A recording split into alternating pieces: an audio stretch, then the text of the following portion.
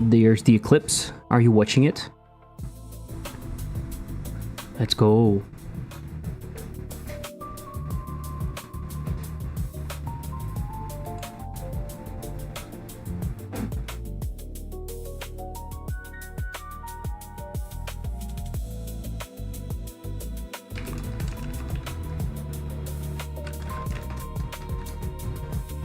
I mean, it's daytime. I don't think there is yet.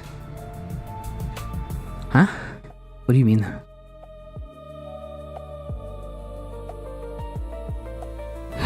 Sorry. I'm confused.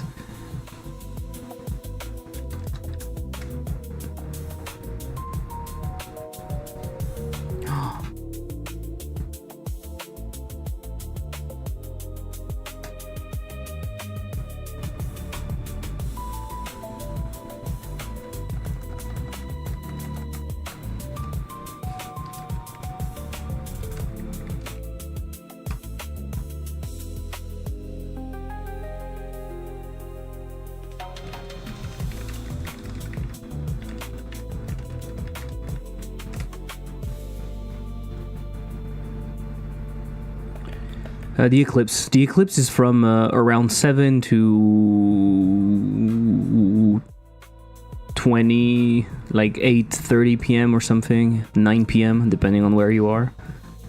It's like it takes quite a while.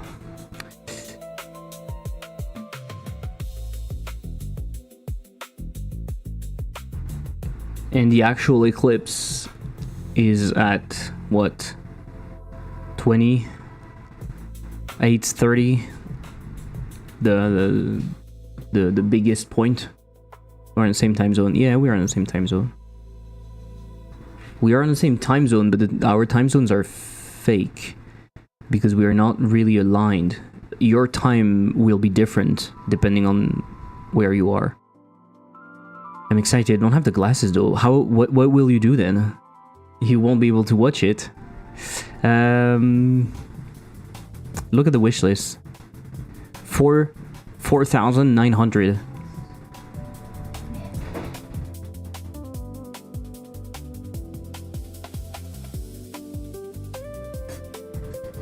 OMG, so many. Yeah, because even after the initial spike, we were still getting like, you see 500, 200, 380, 380, 150. 150 doesn't count because we are in the middle of the day. But we are still getting a baseline that is much higher. I hope after release some big YouTubers will pick it up. I mean, Markiplier is probably the biggest YouTuber that can pick up a horror game. How much should we price the game though? It's not because we have more wishlists that we should make it more expensive, I think. I would argue that the price that we have is fine. That way we don't set too high, like, big expectations. I think it's more fair.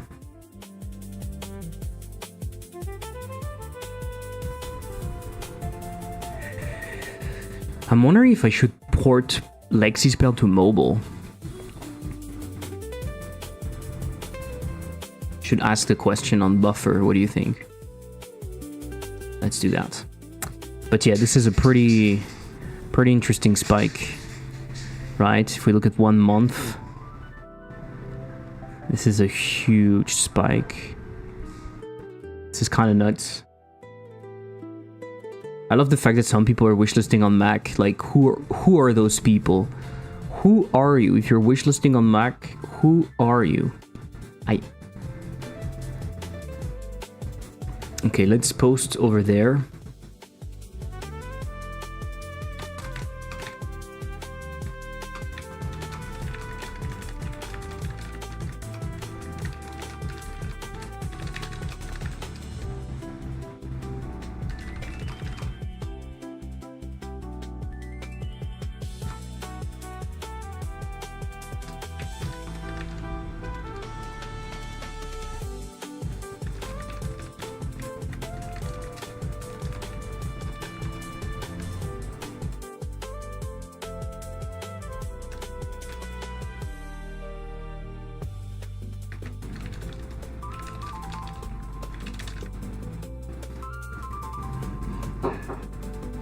I'm also grabbing what you sent me,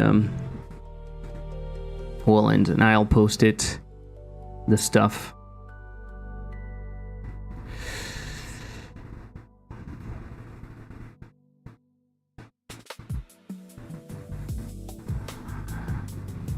Yes. Happened accidentally.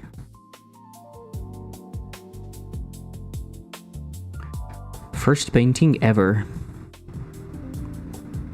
That is fire.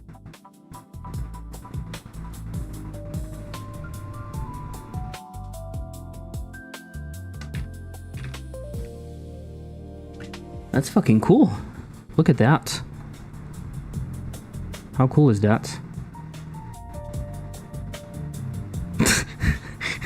with like hair on the thing, and maybe it's just a canvas that is like that. That's pretty cool. I like it. I like it. Pretty cool. Okay, going back to here just a second. I don't receive, I am very sorry. Oh yeah, I have a consulting call tomorrow. That's why I need to accept that. Okay. Anything new you want to share? I can't download the streamable. I can't download the streamable. Option video quality.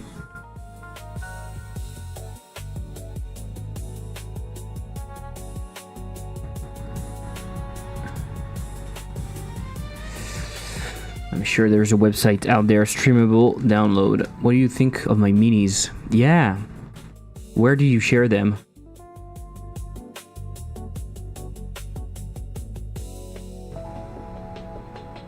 I can send you directly ways. Yeah. Before the paintings. You shared them on the same thing? Did I miss it? Ah, no, I didn't miss it. I put a fire reaction. You printed them, no? Am I crazy? Am I crazy? I saw on your Blue Sky or somewhere you printed them, right? I feel like I'm crazy. I have printed and painted the ogres. Yeah. Yeah, I saw the painting. That was super cool.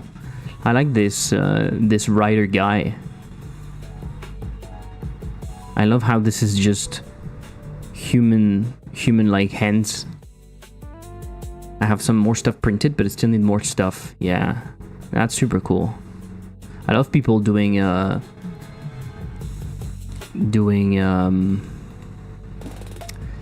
things like that, manual things like that. This is very, very cool. Oh my god, look at that. 23,000 wish list in one day thanks to the Indie Game Joe. I woke up having gained 50 wish lists since the day before, so that my 1,000 wishes would hit 1,200. When I checked the stats, I gained 8,000 overnight. I was completely stunned. And I found out that Indie Game Joe had shared my games on his socials. Together, they amassed about 2.8 million views. Here's how he found my game. I had posted my game in his Discord in the show-off channel. I thought I'd gotten buried there because of the flood of game they were posting here, but then he later told me he tries to keep an eye there as much as possible. He saw my game and thought it stood out. I didn't pay him, as some people think. He just shared it. Still today, I'm gaining about 600 to 700 wishlist every hour when the wishlists refresh. It's so wild. This shows you something. I think, unfortunately, this shows you something. You can make your game as good as you want. By default, nobody is aware of your game, and the moment someone can post it, you realize that there are way more people interested in what you do than you thought. You see my logic here? What we are seeing with O.B.O.L is kind of the same. I'm pretty sure I could have achieved that with other games in the past.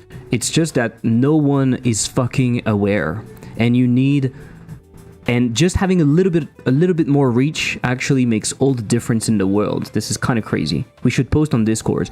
We will post, but we need to redo a good trailer first. I think the best thing that we can do in terms of marketing right now is redo a good trailer and share it around with maybe using a little bit of like the fact that Markiplier played and a bunch of streamers played and whatnot.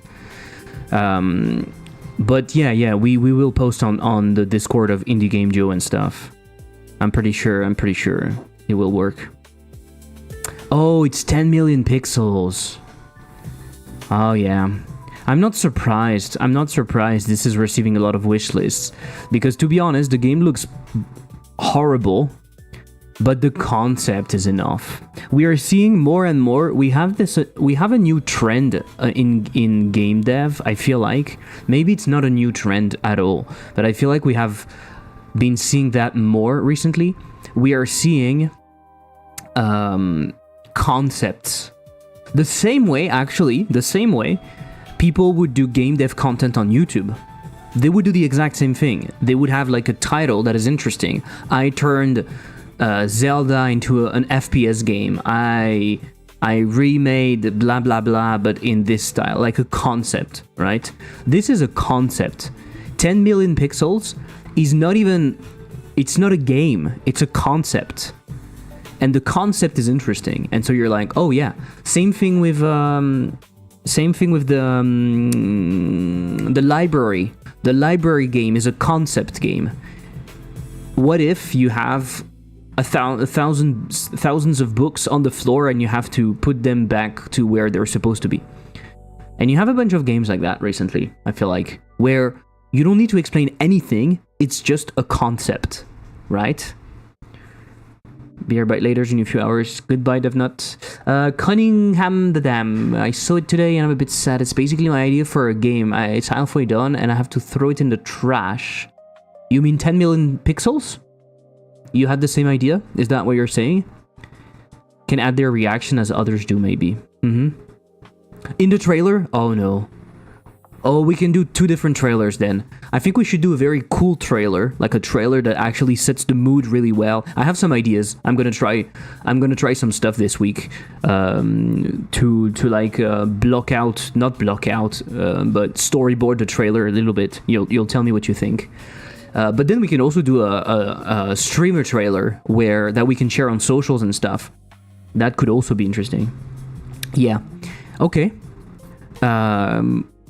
Do you really think you have to trash it? Because, to be honest, there are plenty of games out there that are very similar in the concept, but the actual output is so different that it doesn't matter, or it's different enough that it doesn't matter. The trend I see is games with lots of tiny shit, Noita vibes. Yeah, true. Tiny shit, but I think there's a lot of different concepts out there.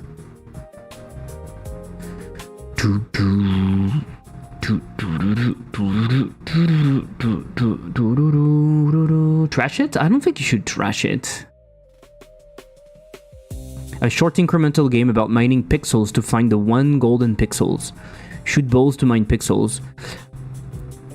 Gotta run, talk later. Yeah, no problem, Wollen, goodbye. Like, another game recently has been 1 million buttons or something.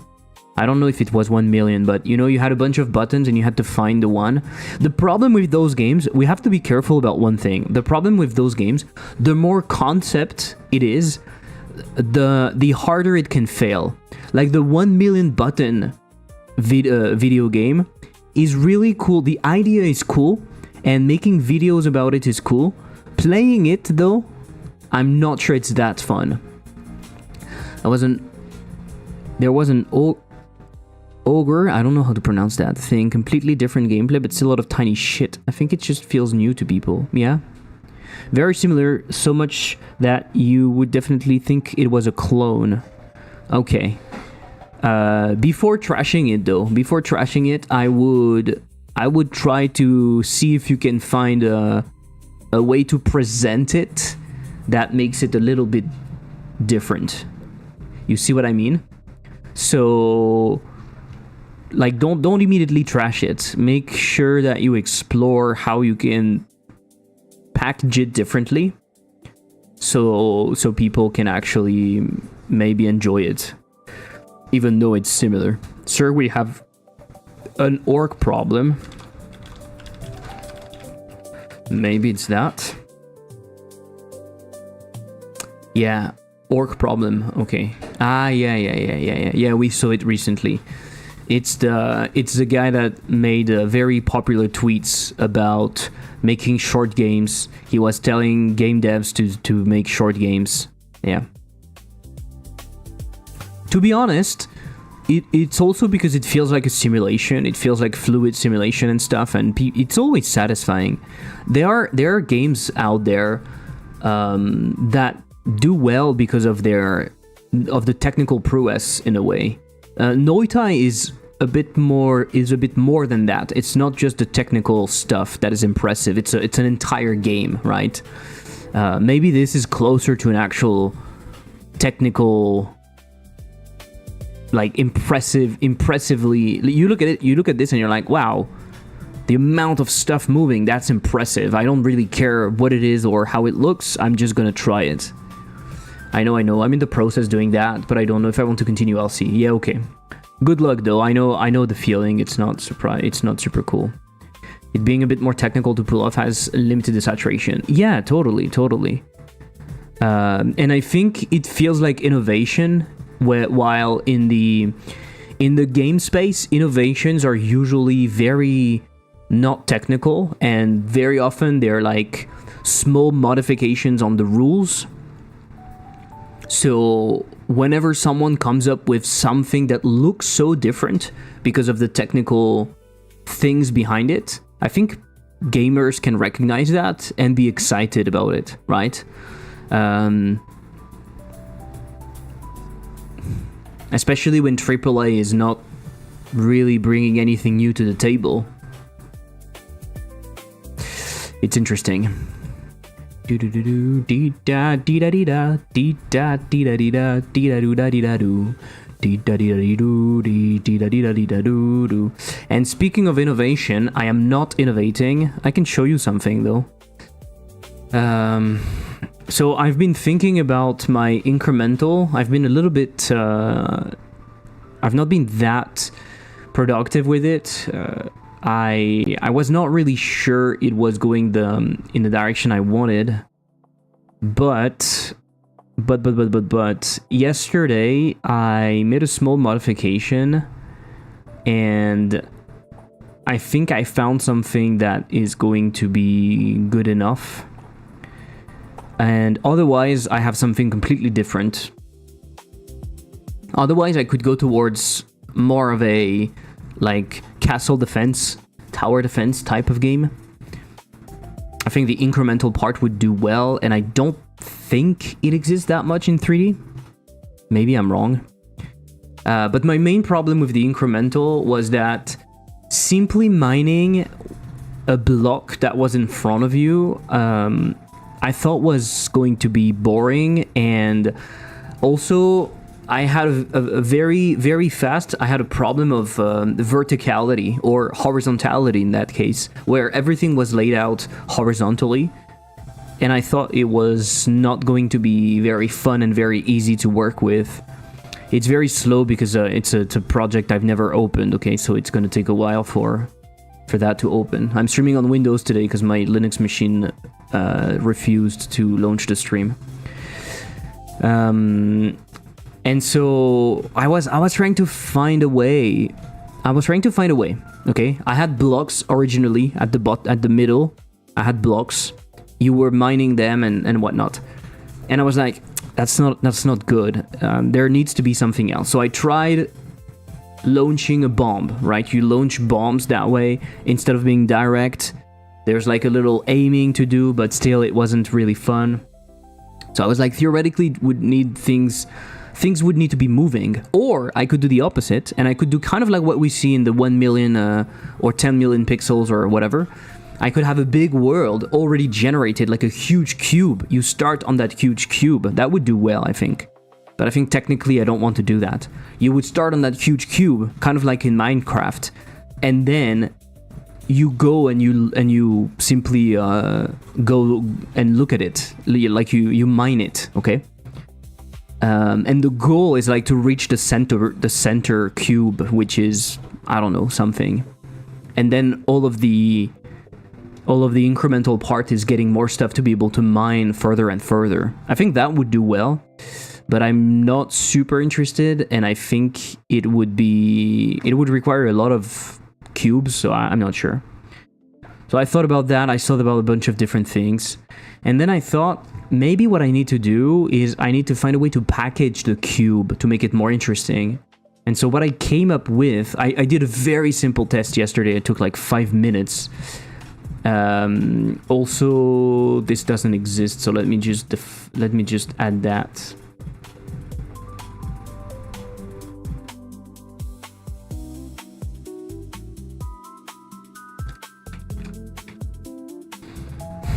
I'm not going to do it that way, by the way. No, let's not do that. I'm not going to do this. Oh my god, it's so slow.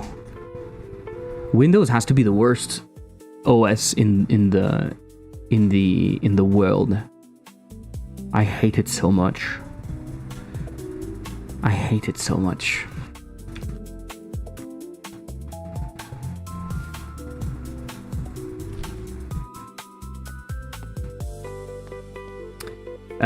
Okay, so it looks like nothing.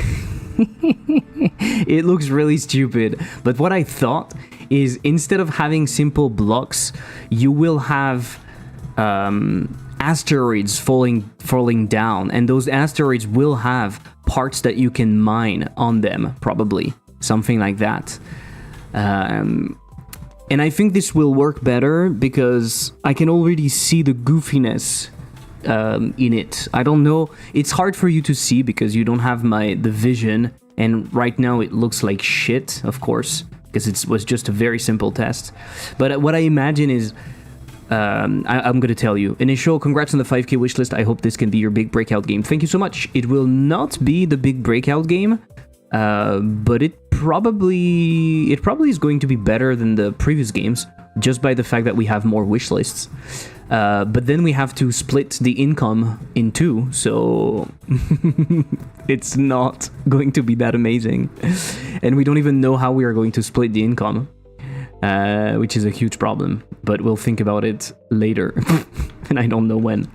So, what I'm imagining is you're an intern, it's your first day in that company that is doing whatever, but all of a sudden, there are asteroids falling down in the parking lot, okay? And so the guy that is managing your internship comes to you and says, "Hey, I know you're not supposed to do that, but can you go and take care of those asteroids? People cannot park. That's the idea, right? People cannot park, so you have to get rid of those asteroids. And so you go out in the parking lot and you start mining those fucking asteroids, okay?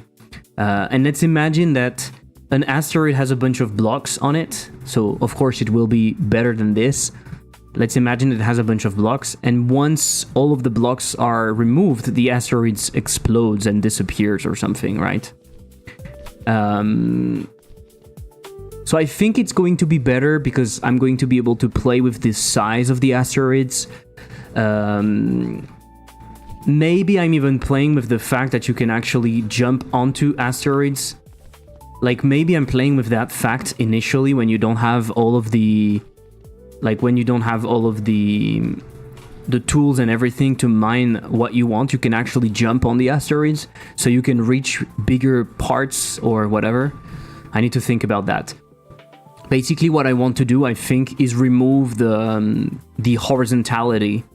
There's too much horizontality, so I need to remove it a little bit. So I think the asteroids are going to help a little bit with that. And also the setting is quite fun, I think.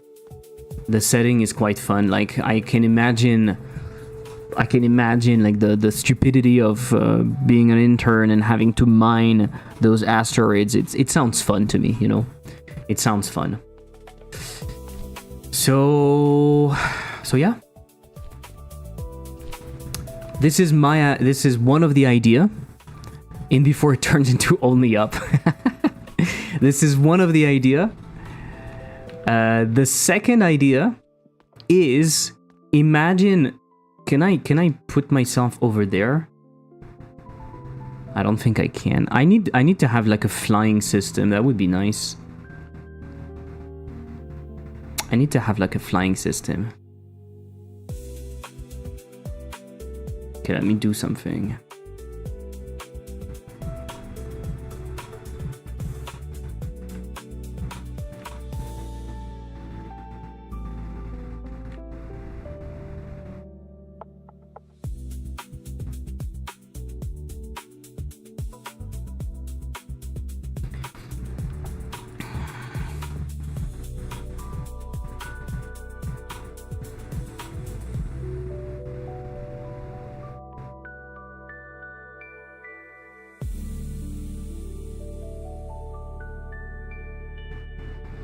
All right. The other idea, if the block stuff doesn't work, I'm imagining. Imagine you are here, okay? Imagine you are here, and what you need to do is to defend the. Oh shit! Why is it doing that? Stretch to fit.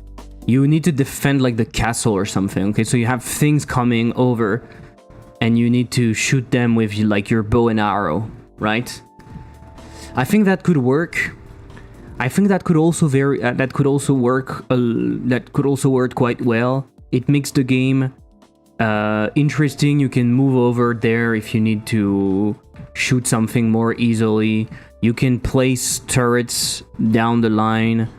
When you get more upgrades, you need to shoot stuff like this, and over time you get more stuff like arrows, fire arrows, special abilities or something. I don't know. I think that could do well.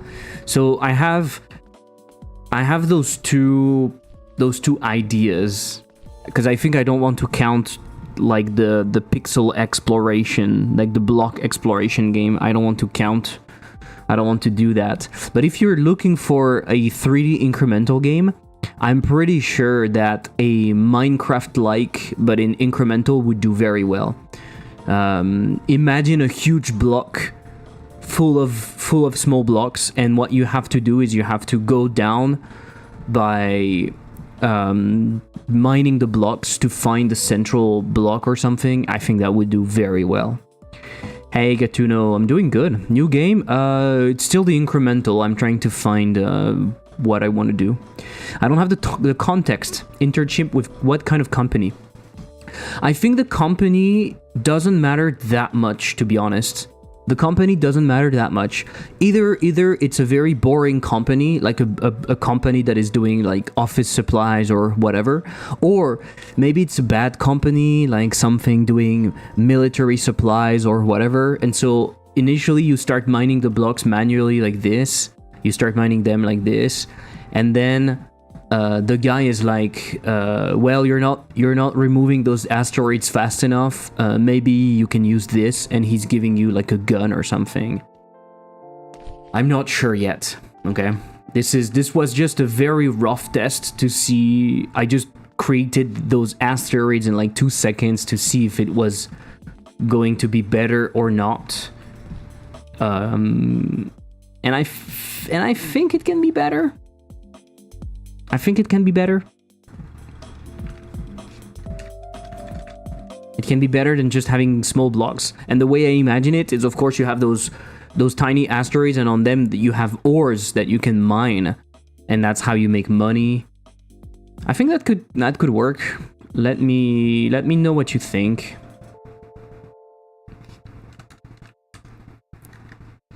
You know what I'm going to do? I'm going to make it 1 maximum.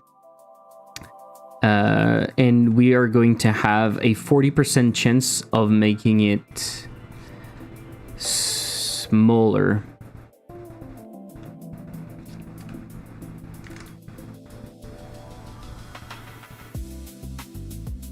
can cast that as an int.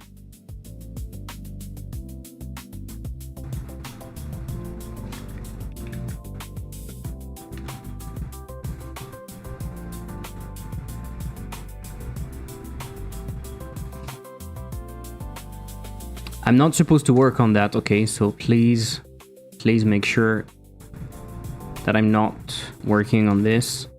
Rotate object local, vector 3 dot up. And the angle should be rand f range between 0 and top. Okay, and then we could have a little bit of an angle. I feel like in the z axis, maybe.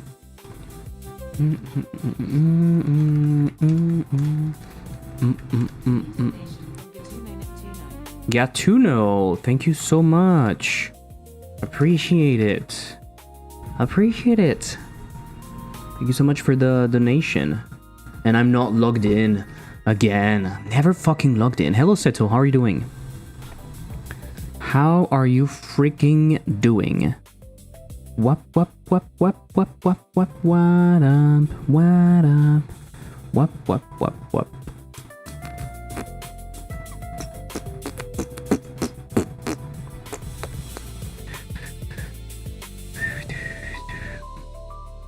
Someone supported you on coffee. Fucking coffee. Hard to get back to work with the heat. Ah, yeah, good luck. Good luck with the heat. It's not going to be easy. And I want to rad to deg. Okay.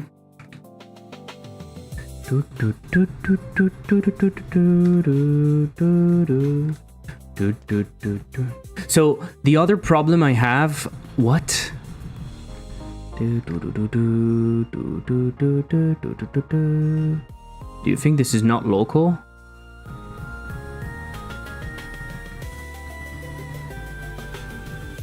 This is the opposite, degrees to rad.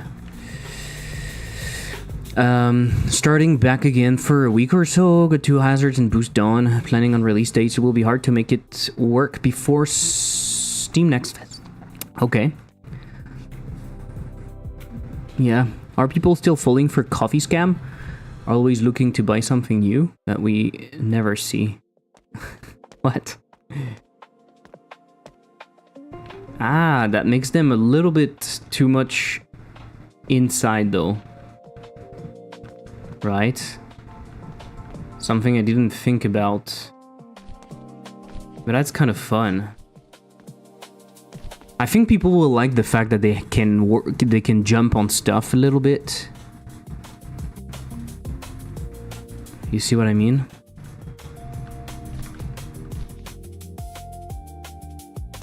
They'll be able to mine directly from above. Mining from above! I think that can be fun. I think people can like that. Right?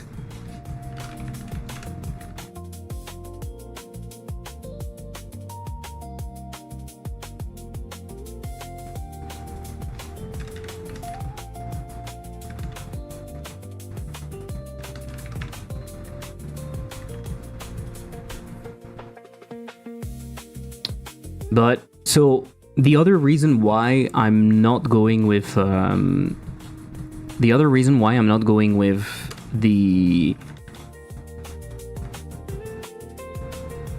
maybe I call it got hurt, honestly. Emit, and I just passed the damage. Yeah. The other reason I would like to stay with like the mining stuff and not go with the tower defense / castle defense is that the castle defense will require much more work on the characters themselves, right? I would need a lot of enemies, and I'm not sure I'm comfortable doing that. But I think it would be an easier sell, maybe. Because visually it looks like something cool. But I mean, honestly, with the asteroid stuff, I can imagine like the Steam capsule with like the asteroids on the parking lot and the guy kicking them or something. That can be fun. I don't want to fund data centers for enabling genocide in the Middle East, but you do agree to fund data centers to enable genocide somewhere else, right? Is that what you're trying to say? Do you see Guns and Goblins for the base fad? I don't know. It's a French one. Guns and Goblins. No, I've not seen. Ah, yeah, okay. I have seen it. I have seen it. Oh, it looks exactly what I wanted. Fuck. I didn't realize. It's an incremental? It is an incremental? A little bit. It's skyrocketing. I'm not surprised it's skyrocketing. It looks cool. It looks cool, it looks stupid. The capsule art is great.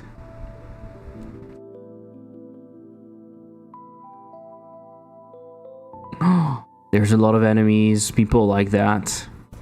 Kinda more roguelite-ish. Okay. I was imagining, I mean, there's a demo, we need to try it. I was imagining something very incremental. You know what? I'm gonna be real with you.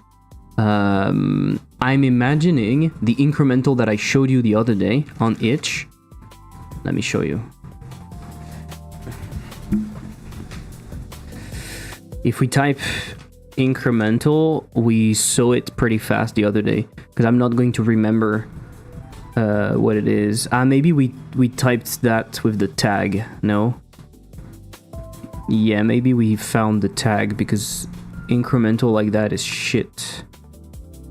When go and spend to enhance base yourself though. Yeah. How do we find incremental, but we want the tag?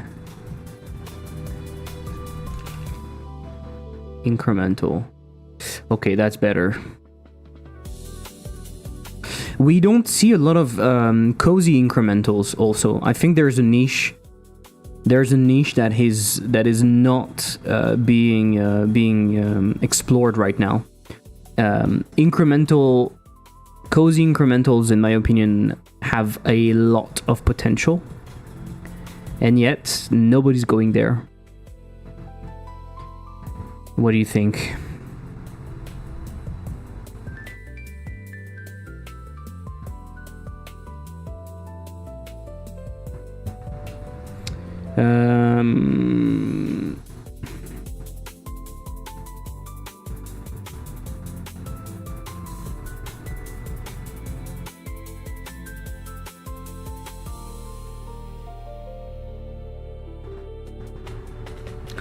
Fuck, I don't remember how it's called.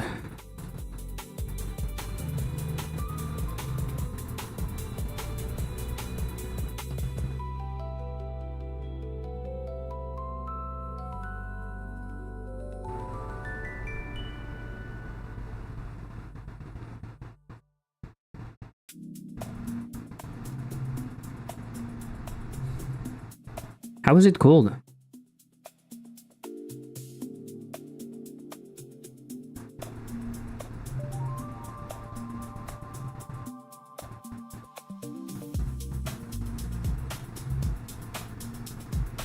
You know, it's the incremental about shooting arrows.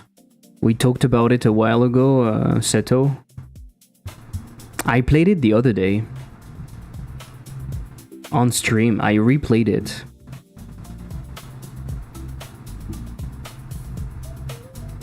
I have no idea how it's called.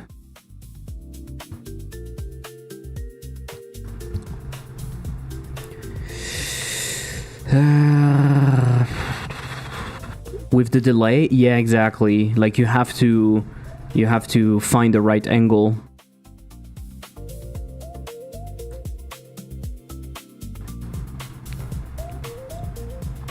Check browser history. On stream. Also, I browse a lot of stuff, so I'm not even sure I will find it that easily. I'm a crazy browser, you know. Not the one I think though. The one that is in top-down fantasy, like you send arrows and and things come from the right and go towards you. What about a game where you consume, and according to what you consume, it changes the game, like a fun touch, but also you shape the world by where you put your money. Maybe you start very poor and you're forced to consume shitty stuff. It has a negative impact, then you accumulate wealth and you can decide between getting richer, hurting the world, or not getting rich. Oh, but shape a happier, better world. It sounds cool, but it sounds complicated.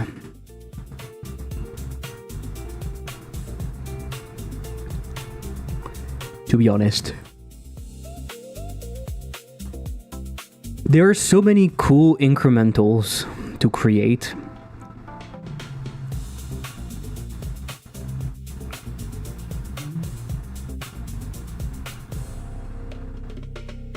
But anyway, you get the point, right? You get the point. I can open up Excalidraw. It's not super complex. Legion Break. Legion Break. It reminds me of something, so maybe it's that. This is it. Thank you. Complicated as what we do. We are programmers. No, no, no. So this is the game, okay? Imagine this. Imagine this in 3D. I think it does well. Right? I think it does well.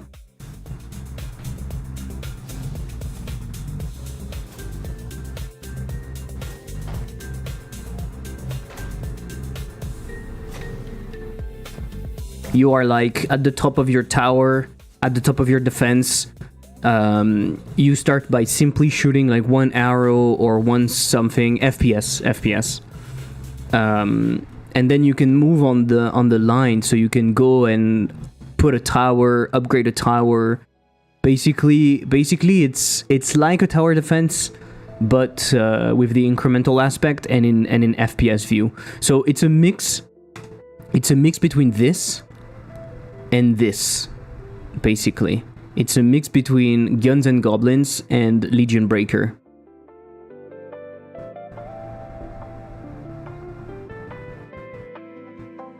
I have an idea for a game like that with Tetris. I need to put that on the side. It's kind of an idea with the night gun shooter, restricted area of walk, and you have to defeat waves of assaults. Yeah, I think that can do well because it reduces the complexity of an FPS.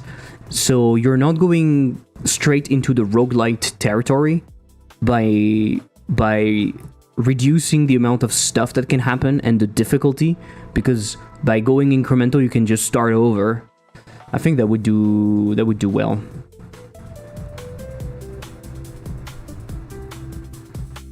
Okay, so I'm not supposed to work on that. I need to work on O.B.O.L. But first,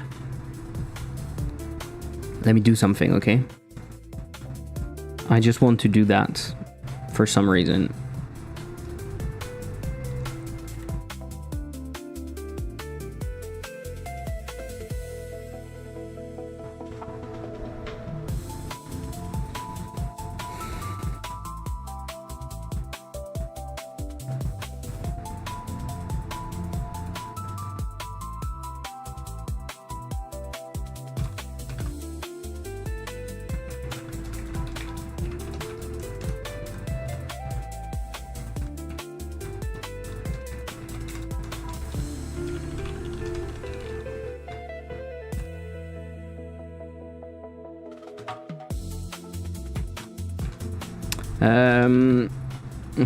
Yeah, we can just call squish.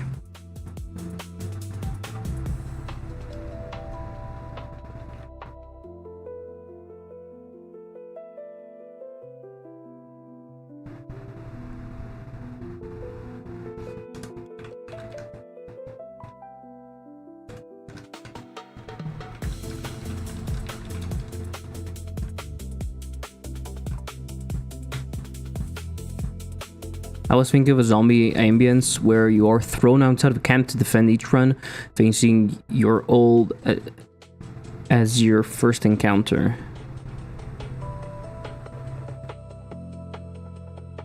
Facing your old, like old you? Okay, interesting. Interesting.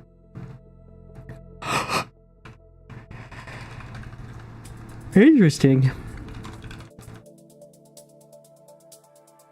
Okay, I'm gonna make I'm gonna do something stupid, okay?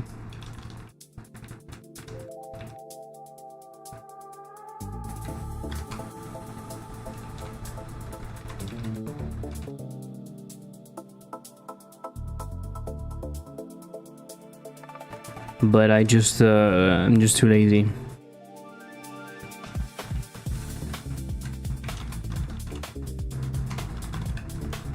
Oh, it's so hot in here.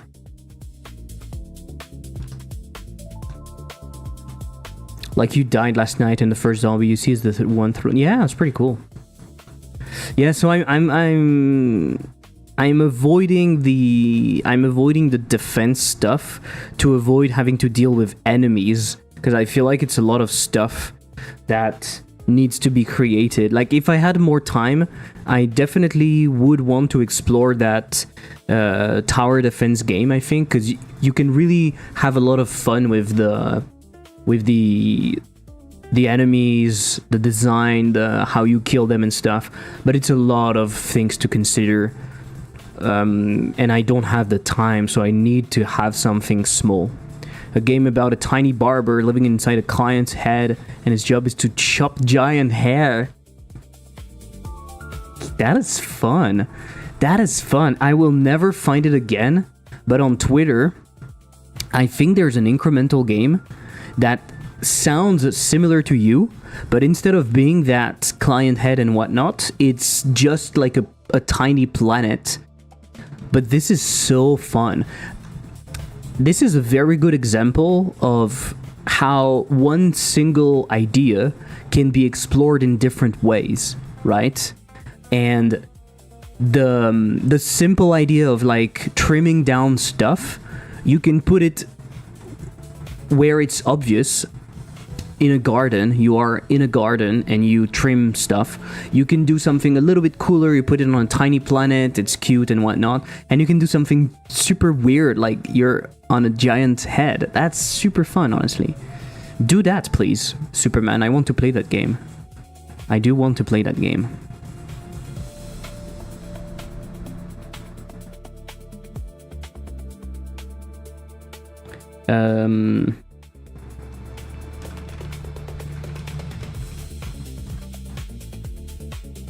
That's really, really fun. I really like the idea. I really like the idea. You start and there's not a lot. You start and you have like a few hair. Maybe you trim the... Like, the title of the game could be...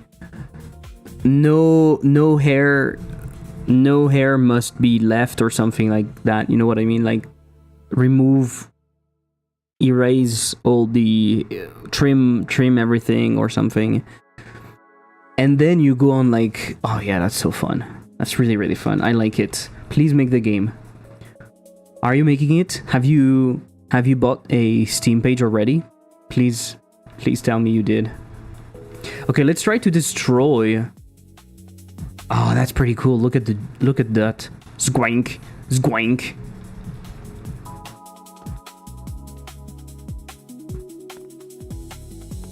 And then it explodes. Okay, that's pretty cool. That works the way I want. You have to respect a particular haircut. Maybe not.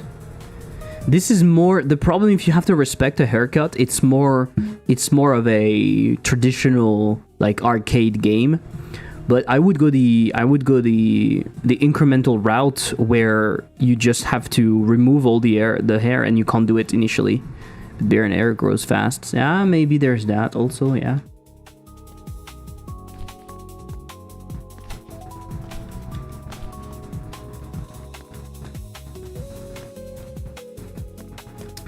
I don't know if I want to keep the coins, right? Just to have a note at the end of the run. Change level when you succeed. Yeah.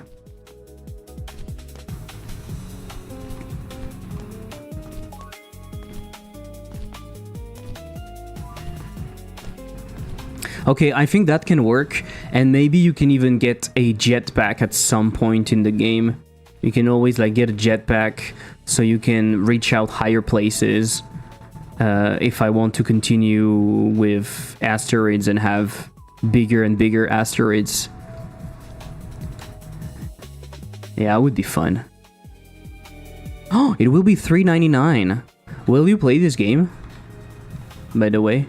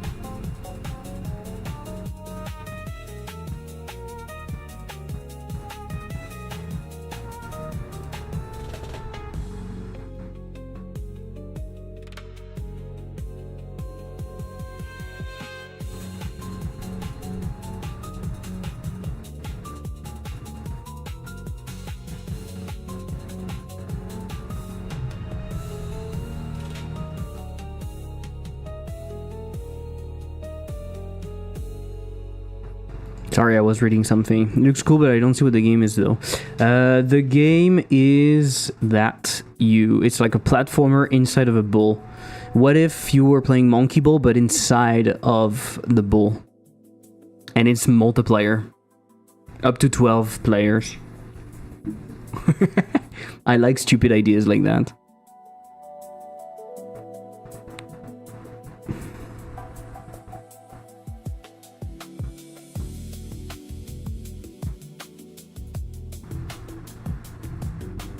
It is really stupid. The screenshot doesn't show this at all. Yeah.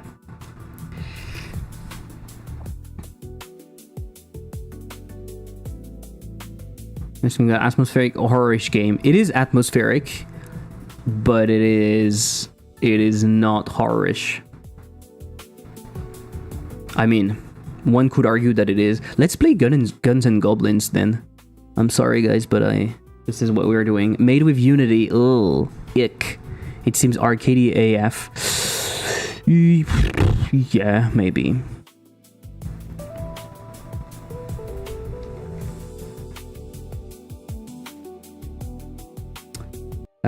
Hello, we wanted a juicy FPS with ridiculous hordes of pixelated goblins, so we made one. We've poured our hearts into this demo, and we'd like to hear what you think. Your feedback will help shape us what comes next. Have fun. I like how these games set up the vibe initially by saying, hey, you know what? We are making something cool. Please be kind. Please be kind, you know. Bro, see me with Unity already frustrated. No, I'm not frustrated. I'm just saying, yeah, Unity. You walk through the defenseless gate, and the weary drawbridge closes behind you. This is your first day as a bell ringer.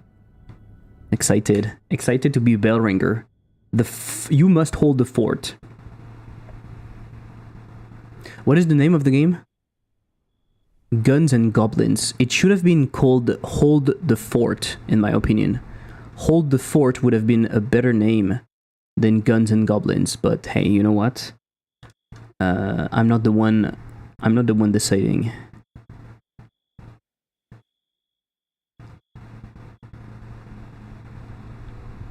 Okay. Let our bones be shattered. The bell shall never fall. Okay. Eat to offer your blood to the bell. Oof.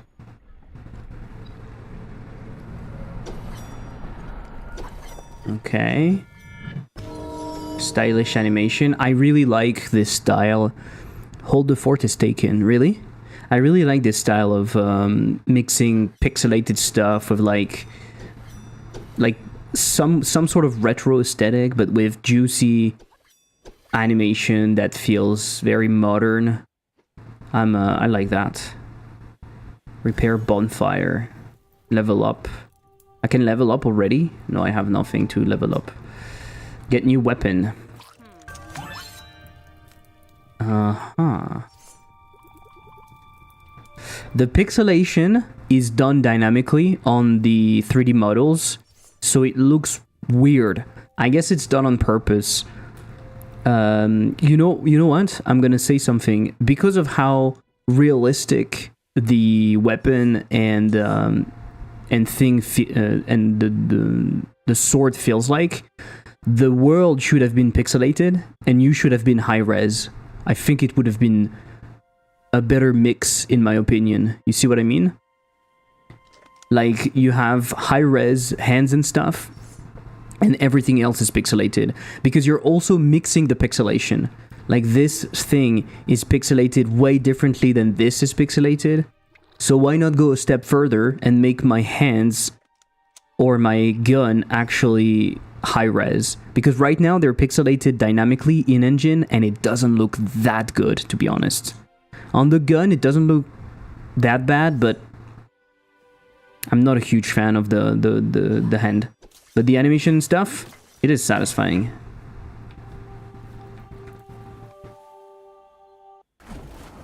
Oops. My dream to make an immersive sim in this style someday. Yeah, that's pretty cool. Take the bell and shoot the bell. Take this and shoot the bell. Okay, we can't upgrade in here. Can we do something with this? Okay. Very cool ambience so far. Okay. Okay, we have stuff. We can't really do anything in here. And shoot the bell.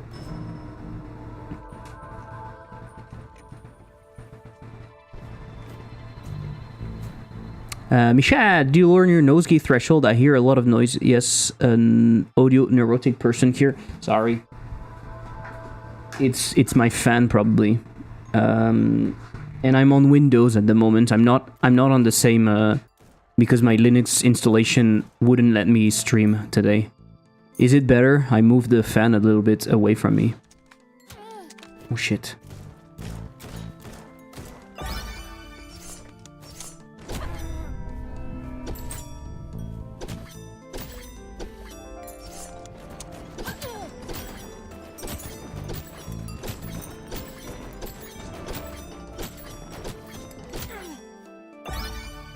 Damn. That was tough.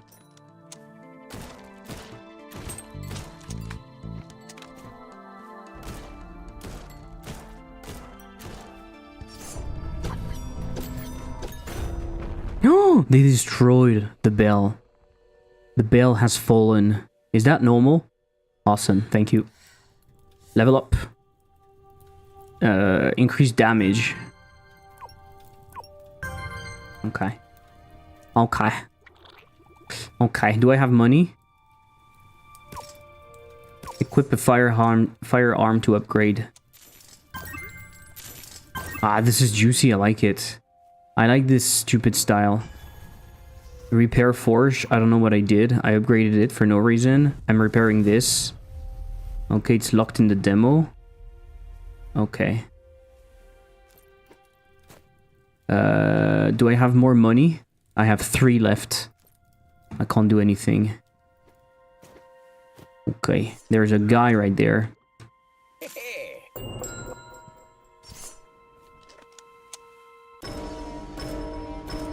Oh, I can go to wave 3 immediately? Interesting, the fact that I can go to a higher wave immediately. Maybe that was a mistake, though. The fact that the waves are big from the beginning is a little bit weird, though.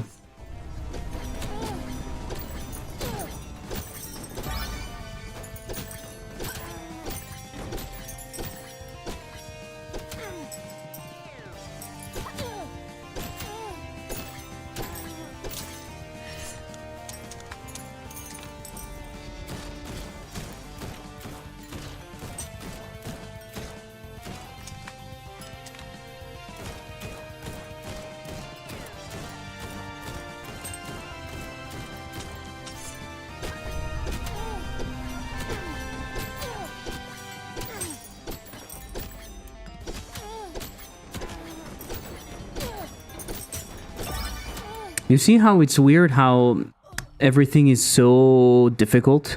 Why does the enemy and the NPC had such a mismatched art style? I don't know. I guess it's wanted. Okay, I can hold shift now to speed up. Upgrade dagger, upgrade pistol.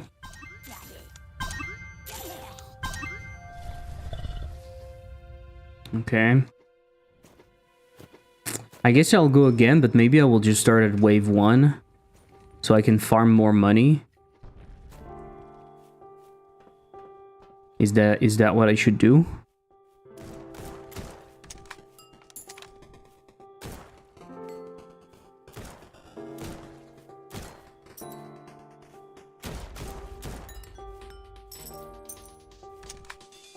Oh shit. I didn't see him.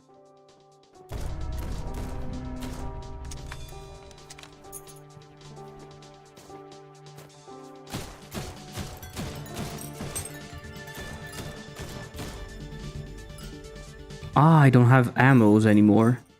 I think it just launched the waves early, not to go straight into wave X. Ah, yeah, you're right. Probably. Probably what's happening.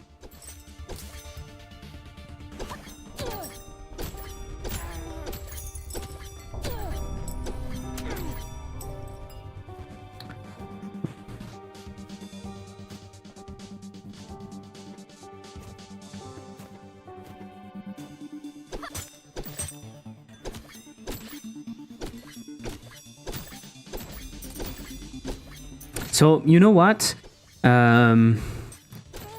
It's less satisfying than what I thought. Because in the 2D game I showed you earlier, the one I would take inspiration from for like a 3D tower defense, I think it needs to start slow, because the fun is in being able to be precise initially. The fun is not in being overwhelmed right away. I think. At least that's how I see it.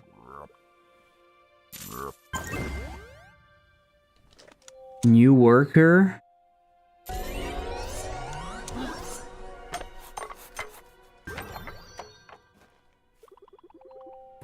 Firebolt charge, I can't buy it.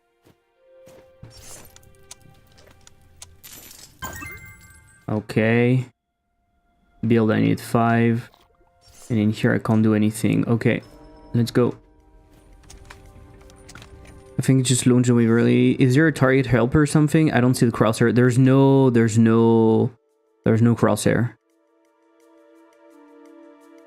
There's no crosshair. I think initially I should play with the dagger. Right?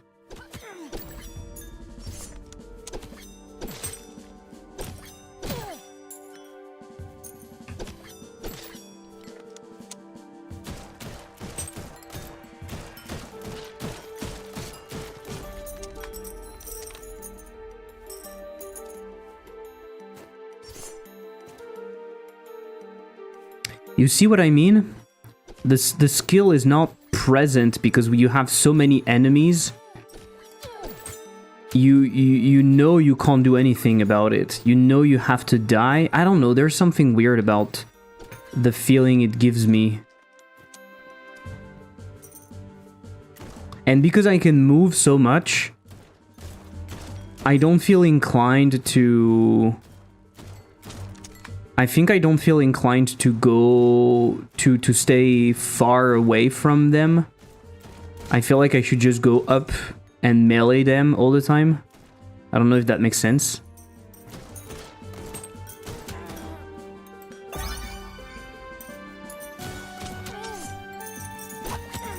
Maybe that's the strategy, but I mean, if I go and melee them, then they go there. It's kind of weird. The fantasy is awesome. So you think the barber idea is worth prototyping? Is that what you said? I think it sounds really fun, yeah, and it's probably something you can prototype relatively fast. So I would say, yeah, give it a try.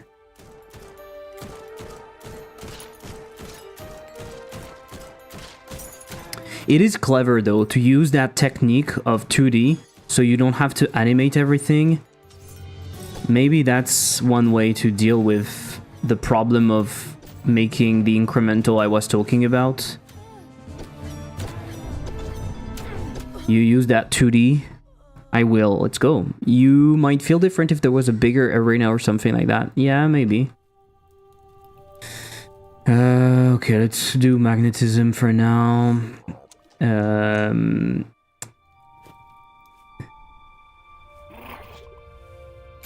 Upgrade the pistol. Bigger magazine. Oh fuck, this was 38. Repair? Okay, shit. I spent money for something that was stupid. I'm building this though. Oh my god. Kill monsters with daggers to get pistol ammo. Ah, I had no idea this was a thing. Okay, I'm building this. Fuck. If it was my plan for the shooter 2.5D, just anim sprites. Yeah. I would not even animate the sprites. I would just squash and stretch them. Yeah, I can do that relatively easily in 2D. I mean, by sworn by enemies, it's usually not a big deal if you have the arena space to move around them and not like that bridge where it's really restricted. Also, if your player characters can do things like teleport to different places and dash. Yeah. I guess you can dash later. Just to 200 frame, you know. Yeah, okay. Okay, I've updated that, but it's locked for the demo. Amazing. And I can't update the pistol in here. What do you say? Increase the max bell. Yeah, but I don't think I will actually use that. Wolk should die or so, okay.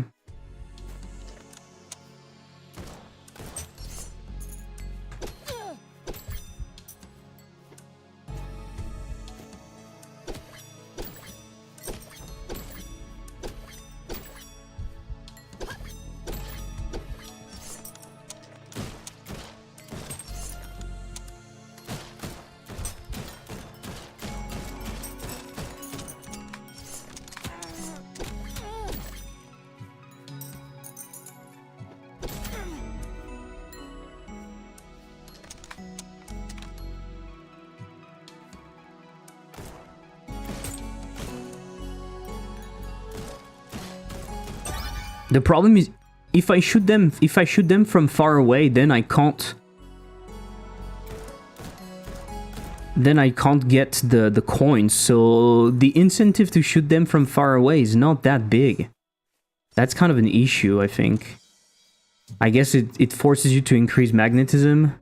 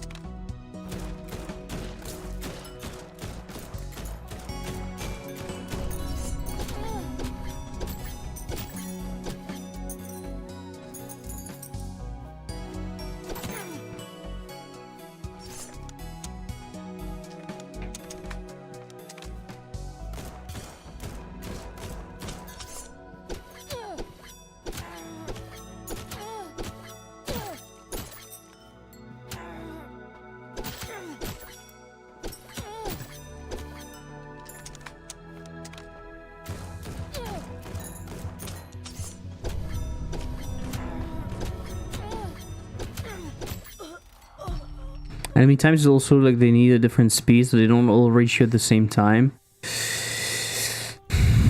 Yeah, maybe it needs to be a little bit more tower defense-y in a way.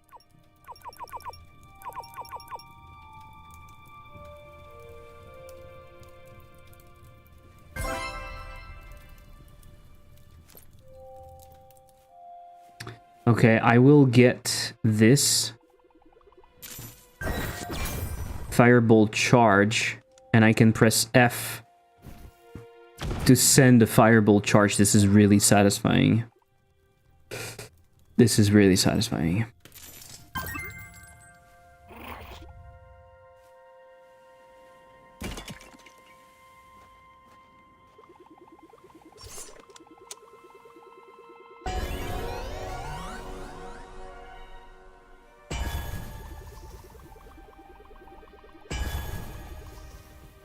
Everything is locked in the demo, for fuck's sake.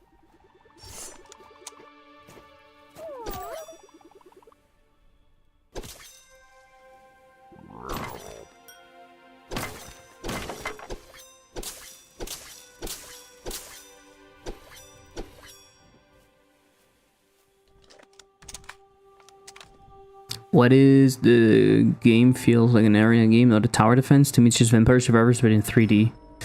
Fair enough, fair enough. It feels less like a tower defense. Yeah. That's true.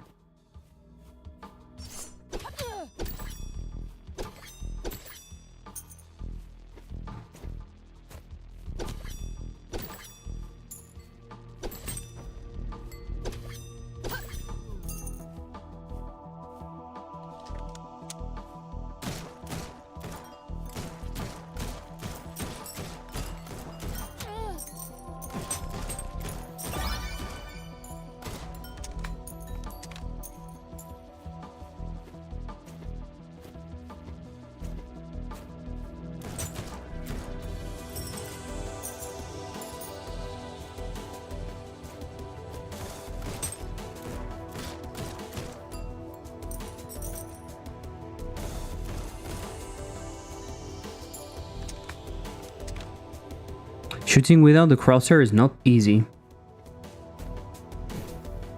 Oh shit.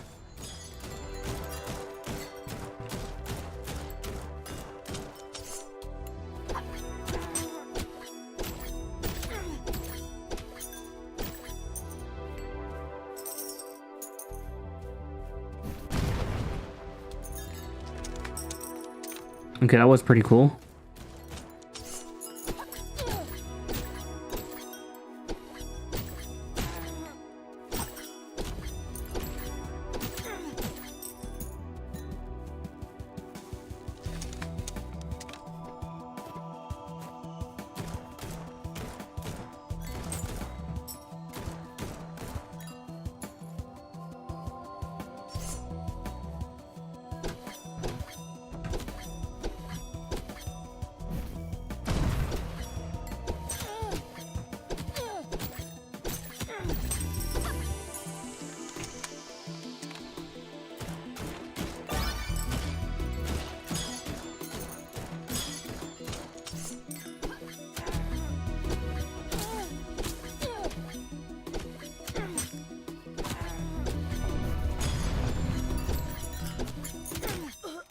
I don't know if it's I don't know. It feels a bit weird.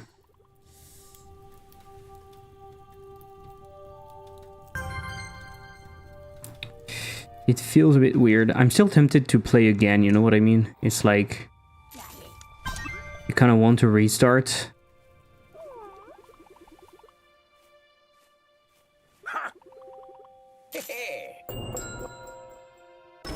But I don't see why I would like to go faster. Because having the first waves... Ah, no. Okay, it's because it's too easy. It's spawning them faster. We talked about that. It is worth it. Right? Yeah.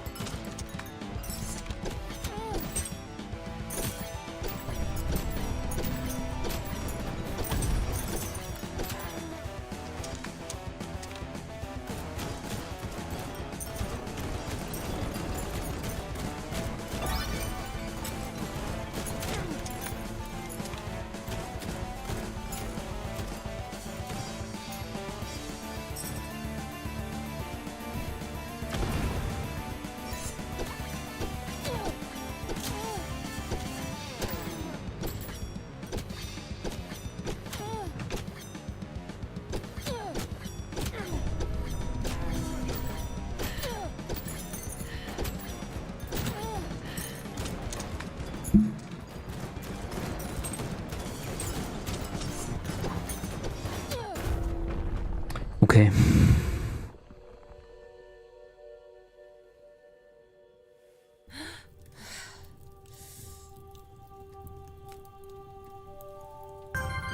Magnetism sounds useful.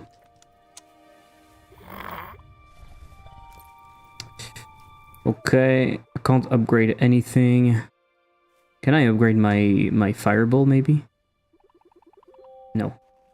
Ah, it's a charge that I'm buying.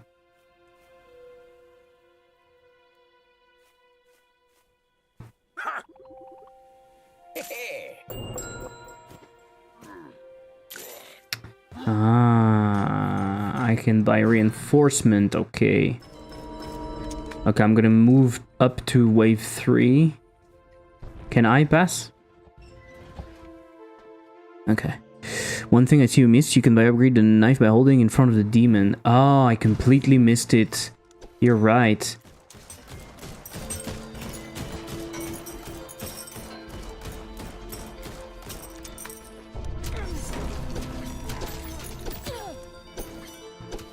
Oh, they destroyed my stuff so fast.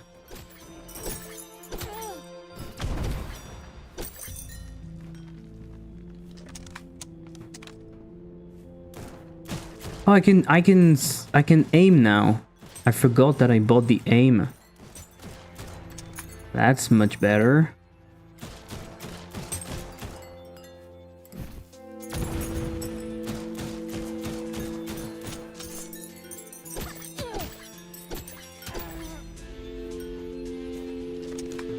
That's going to be a little easier.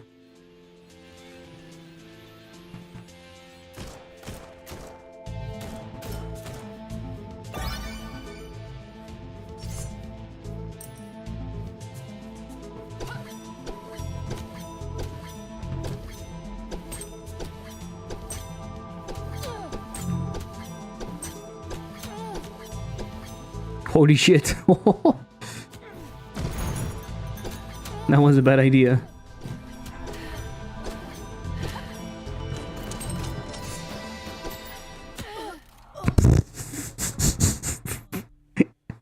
I don't think I'm playing well. So you said in front of the demon. Oh yeah, this guy.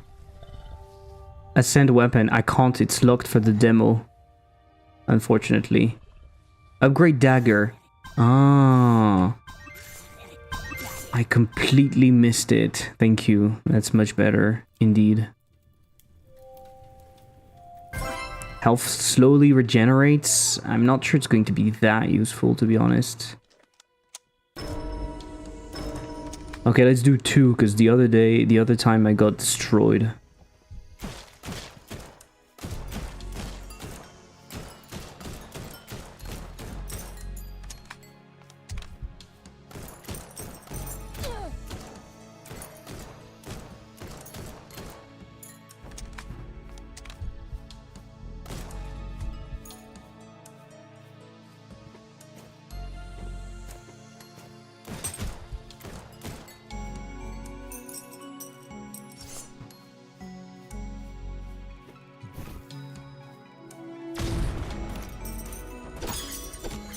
Okay, the dagger is much better now.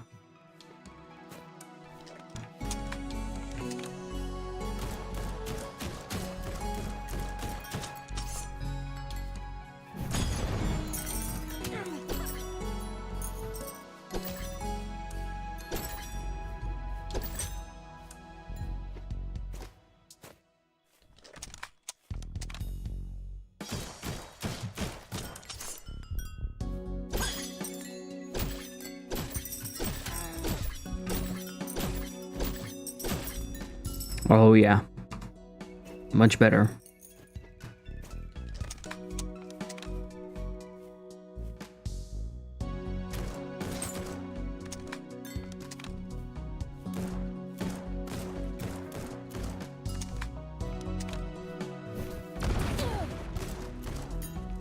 Shit, that's not what I wanted to do.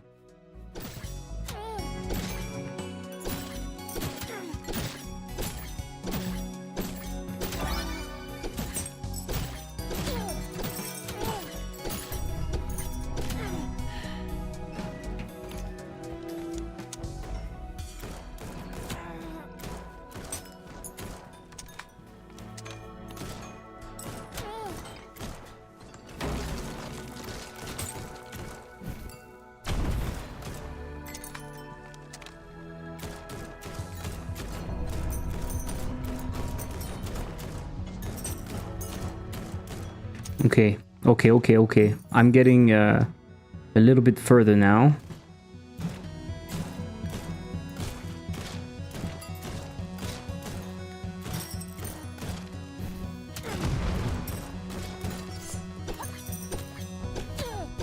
Oh, the fucker has so much health.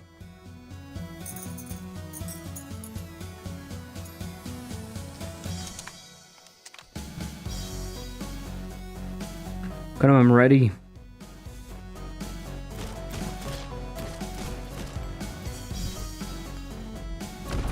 Fuck. I threw my fireball for nothing.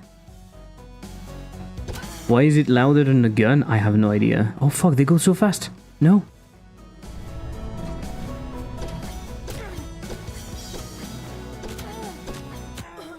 Fuck.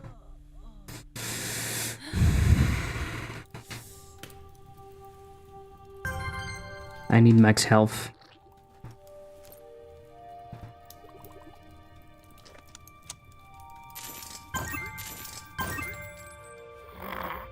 Oh, 125. Oh shit, I killed him. 125 to upgrade that. Shit. Get new weapon. Maybe I missed it. Will he come back? No. Increase the coal? No, I don't care. Upgrade the gate. Why not? Build landmine. Build. Okay. So there's a bit of tower defense-y part. The art is beautiful, but I feel like the game lacks something. Maybe it's not my type of game. Honestly, yeah.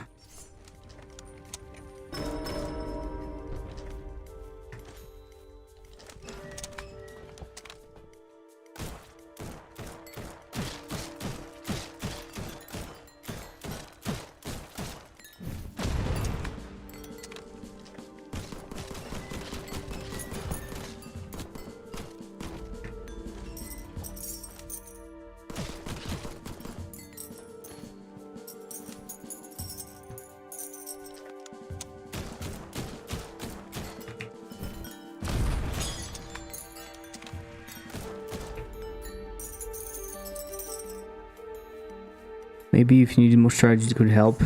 Yeah. Possibly. Like, there is something satisfying about it. Right? It is satisfying, but at the same time, the FPS aspect makes it feel very horizontal. That's exactly the problem that I was facing with the incremental. With the mining incremental, everything is on the same plane, basically. I mean, some enemies are bigger, but apart from that...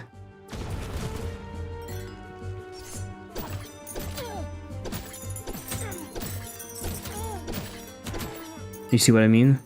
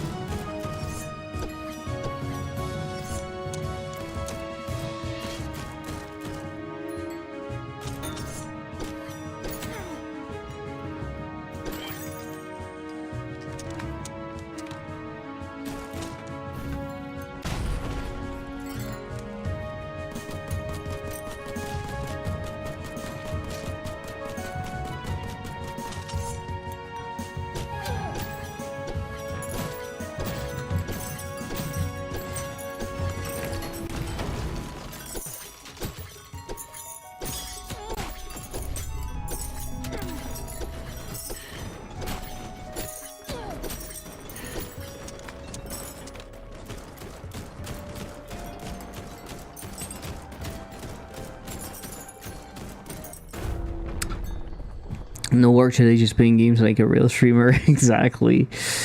Yeah, you need to add levels like flying enemies, some that shoot from a long range or so. All the enemies feel the same, just more HP or move. Yeah, exactly. Yeah, it's lacking a little bit in the... In my opinion, it's lacking a little bit in the tower defense aspect, basically. That's how I see it.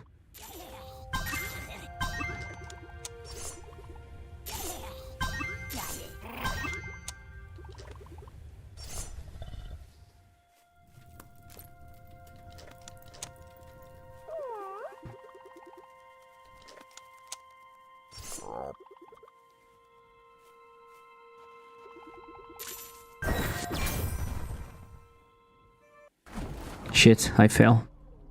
But it's interesting. It tells me that there's definitely a market for the idea that I had. It's just that I don't want to do this idea, I think.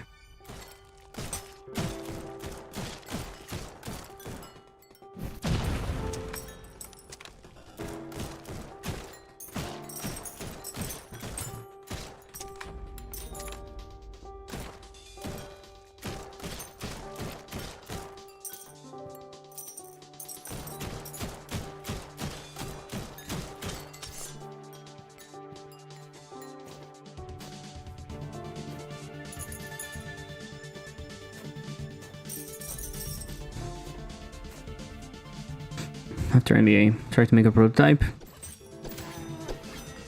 I think there's something.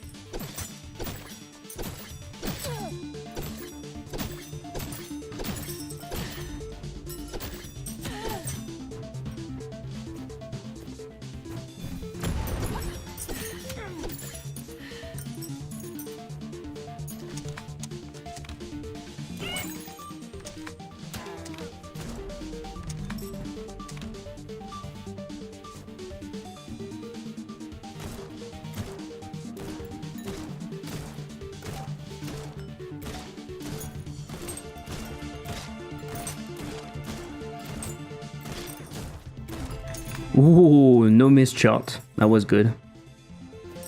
That was good. You see what I like with the idea of a tower defense is that if you're good enough, you can be really efficient and like miss 0 shot at the beginning. But in this game, the waves are so big, it's not really possible most of the time.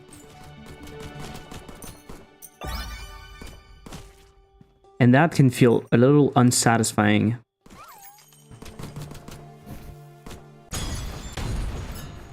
This is satisfying though.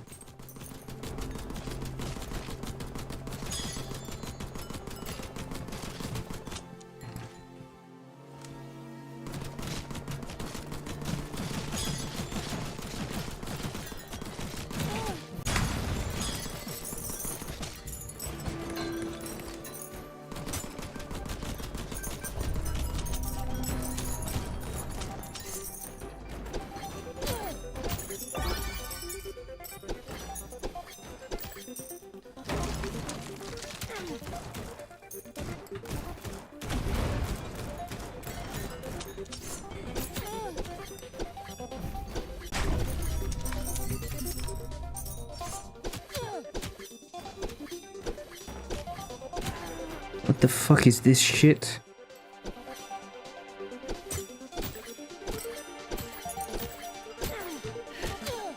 Oh no, not the frogs, not the frogs.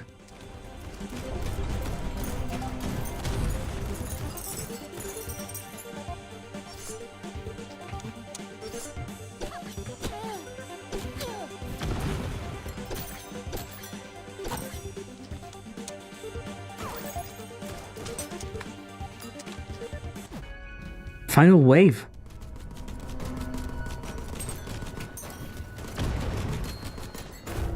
What the fuck? I want to go again. That's the problem. It makes you want to go again. That's the issue.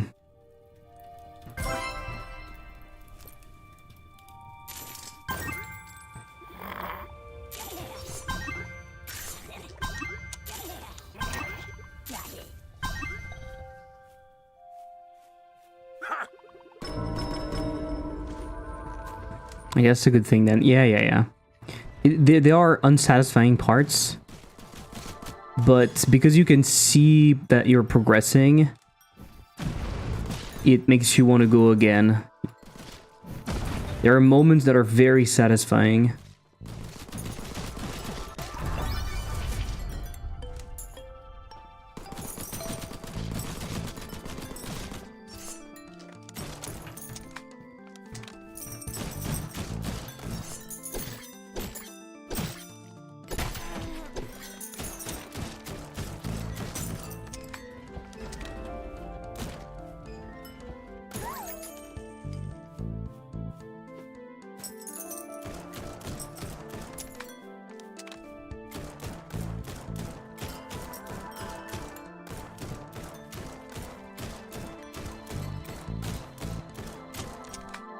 What's interesting is that it's rewarding aiming quite a lot. I thought it would go very quickly in a direction where you don't have to aim that much because you're spraying a lot, but you still have to aim quite a lot. I feel like, oh my god. Oh my god, I missed it. No.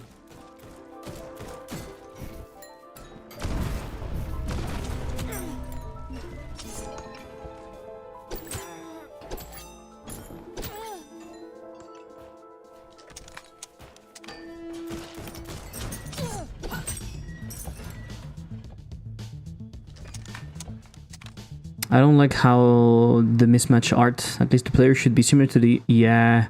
I talked about that at the beginning when we started playing. I feel like the player should even be high res in my opinion. It should either be fully pixelated, like the rest, or be like high res, as if you were playing like a real person instead of a game world. I think that would work better. The player just feels out of place with the rest of the world. Yeah. It feels out of place, which is not necessarily a problem, to be honest. It could be a thing. Like, you're like, yeah, you're playing a game, and the character that you're playing is playing the game. You know what I mean?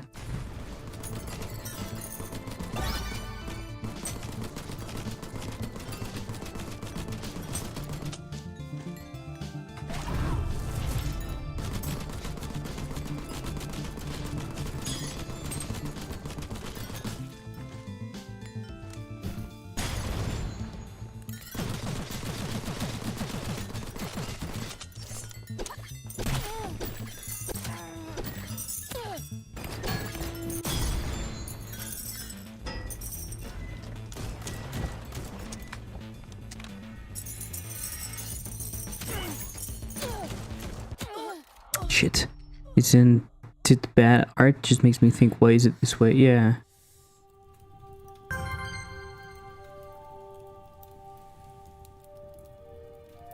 Long range kill gives double coin. That is pretty good. That is pretty good. Ah, maybe we have an upgrade in here. Yeah, now we have 3 fireballs. Okay. Let's go.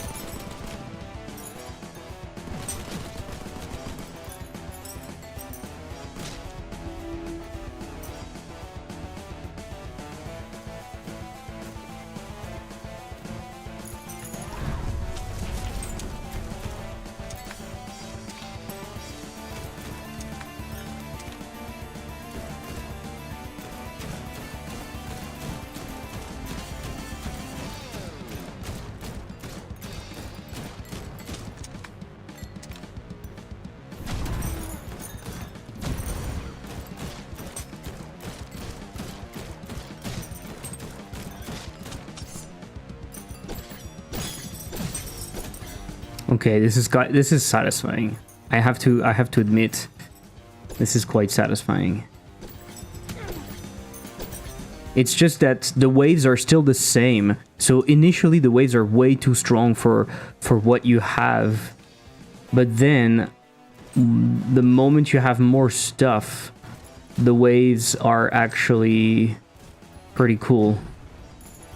Because you feel like you can overcome them. And you're not completely overwhelmed. That's pretty cool. Right, another thing is I don't like the enemies are damaging you, but they aren't signaling that they're hitting you or anything like that. Yes. The enemy design is so simple that you don't even see that they're hitting you. That's very fair.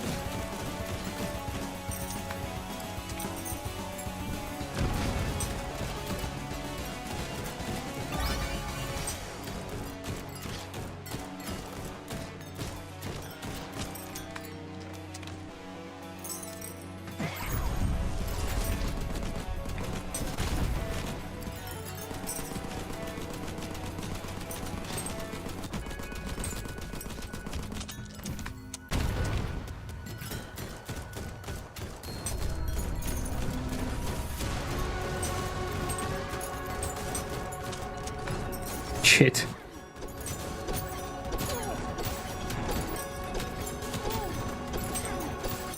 I cannot overcome that. I'm watching YouTube video at works, and it sucks not having my personal account logged in so I can skip ads. And I don't want to log in my computer work with my personal work. This is fair. You should not. This is fair. Okay, I'm gonna go to the end, I think. Right? Like, I'm pretty close. So I feel like I should do that. What do you have for me? A firebolt charge again? Shit. I fell.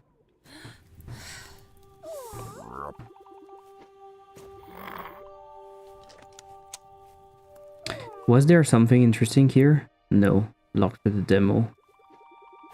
I completely forgot to buy like landmines and stuff.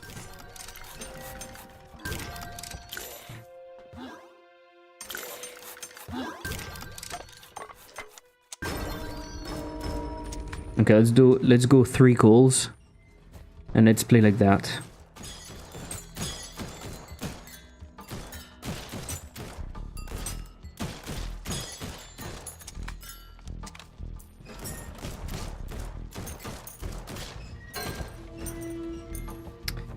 But yeah, the enemies could be more interesting.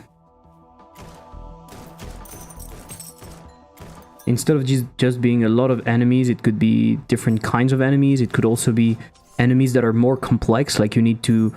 Because they want to reward being precise, you could reward players for hitting specific parts of the enemies, like hitting the head or having to remove some limbs and stuff first, you know? You can do a lot of interesting things, in my opinion. Quite easily. Things they're not exploring right now.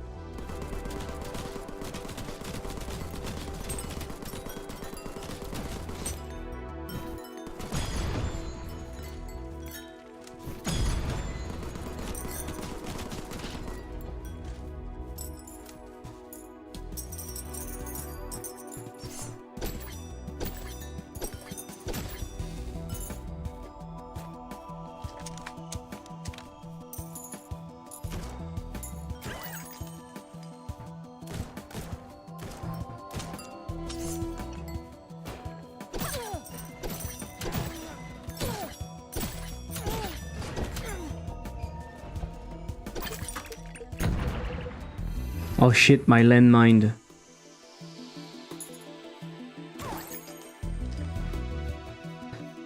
Some of it could be easily done, like to show enemies attacking you, then flash red and then charge forward. Yeah.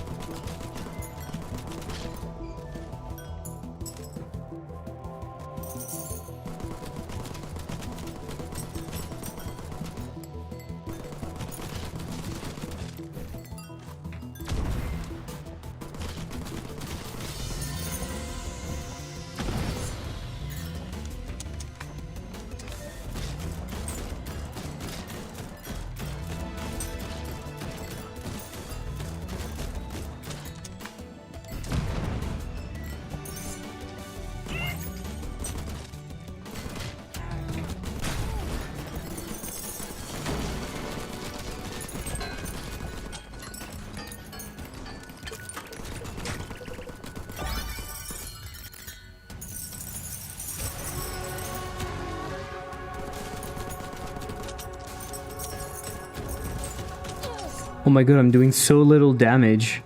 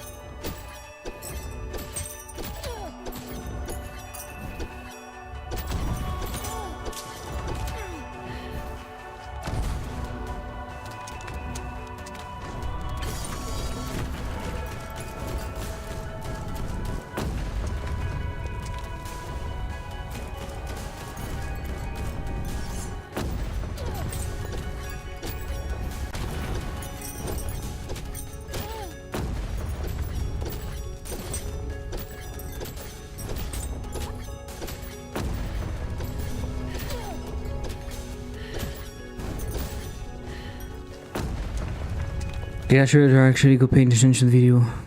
Okay.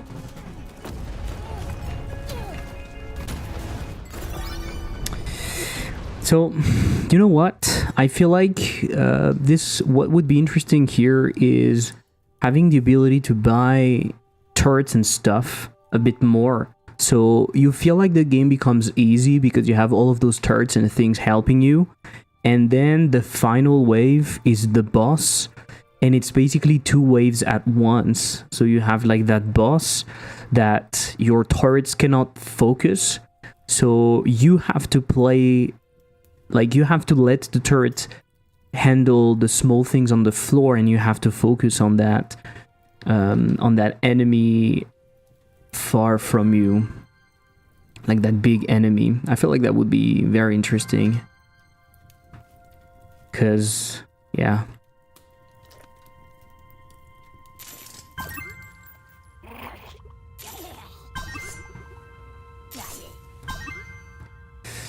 Like it's really cool. It's really cool, but I'm missing maybe a little strategy that would allow me to, yeah, I don't know.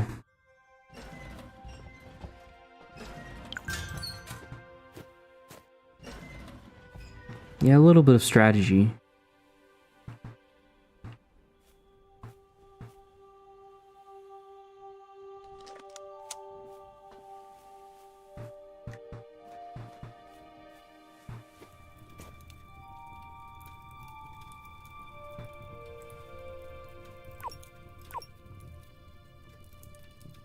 Ah, attracts all the coins. Seems dull to me, but I like the look outside the main character.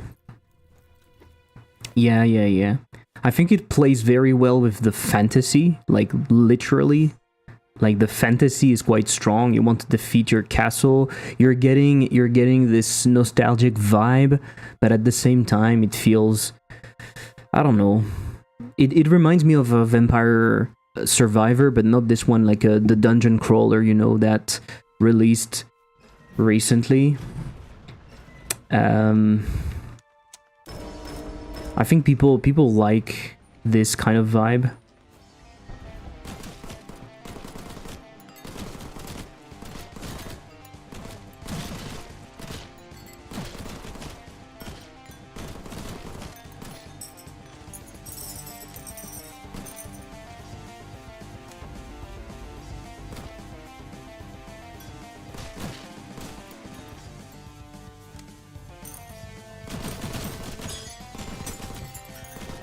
Okay, this is one of the first thing I should have bought, like the coins coming towards me. It's so useful.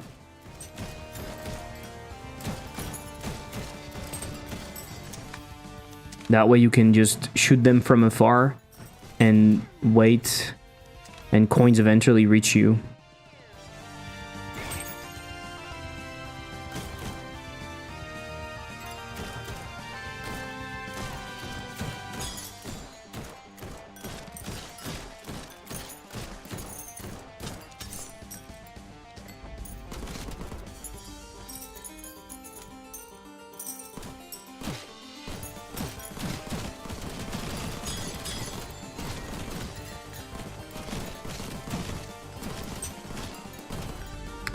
The problem is that I dagger nothing, so I'm kind of out of ammo real quick.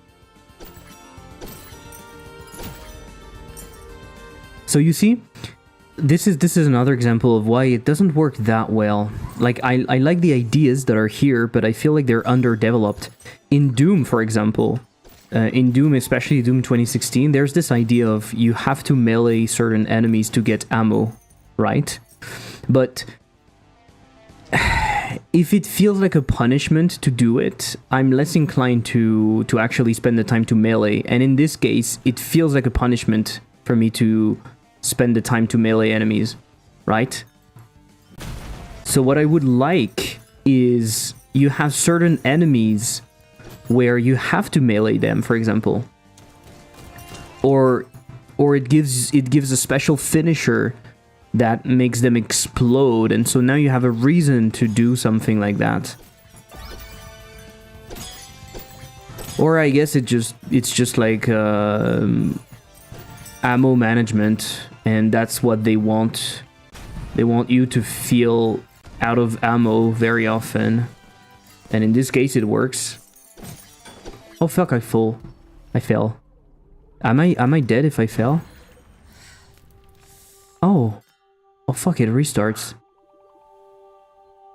Shit. That's kind of sad.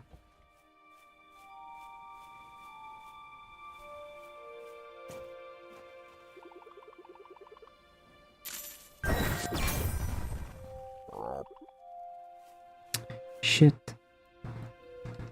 Okay, I'm retrying once because it's pleasing in a way.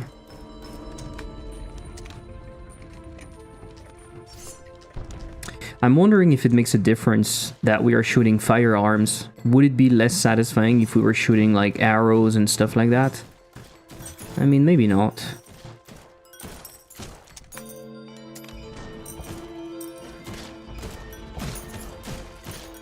Firearms are very satisfying usually.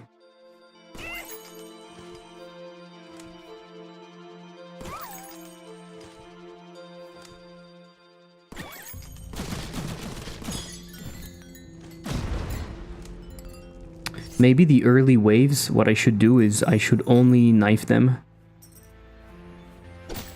Because they're easy, and that way I grab a lot of ammos. Maybe that's the stat. That's the thing I should do, the strat.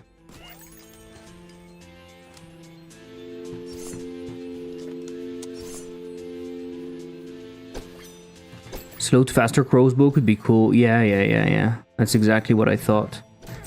And then you also go the arcane route a little bit, so you have a bunch of fireballs, special arrows. You can also do like a barrage of a bunch of arrows that are falling from the sky. Like it can be pretty fun, I think.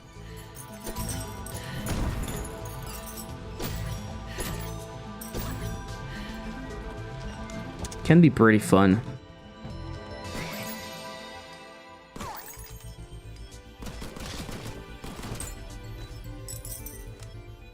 Okay, so until 9 wave, it's pretty easy.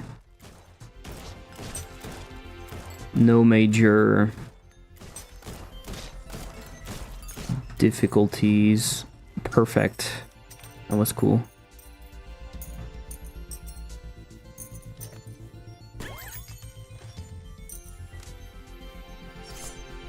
But yeah, I think I would like I usually I don't like crafting, but I think I would actually enjoy not a crafting phase, but a building phase where I would go and place like turrets or something. I think it would really make the gameplay more fun, because it would allow me to reflect and be like, okay, I'm struggling a bit more on this particular area or at this particular wave. And one way to face that is by placing traps or turrets at that specific point, or specific type of turrets that like is slowing down the enemies or something, like, you know.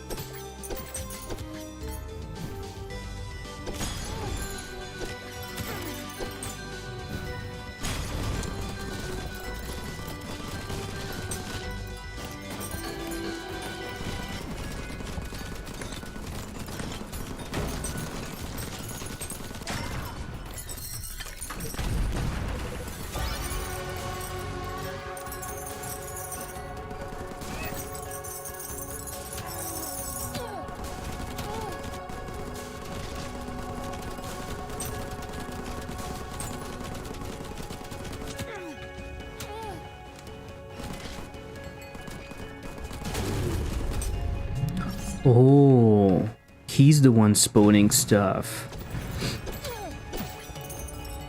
Interesting. I didn't understand that.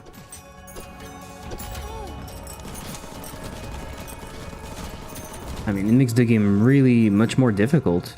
No?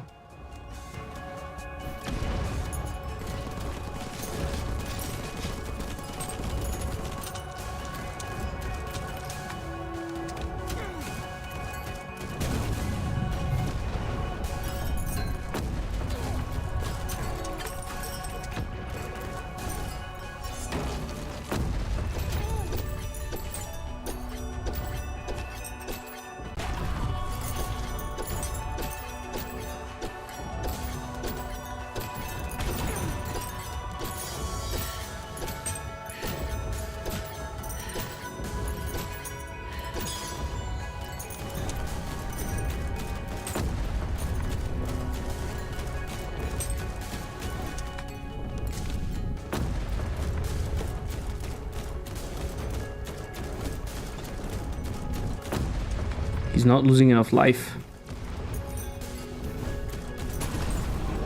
Holy shit.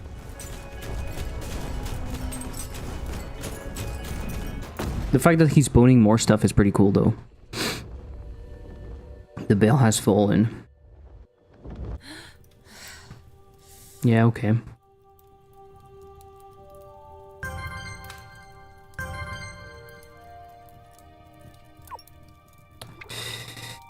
Okay. Max coins for the demo.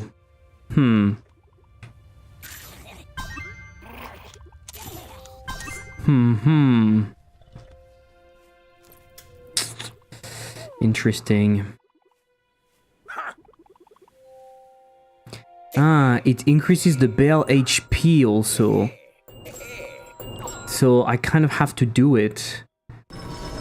It's not just to start bigger waves, it's also to have more HP, so I'm... Like, it would be stupid to not do it.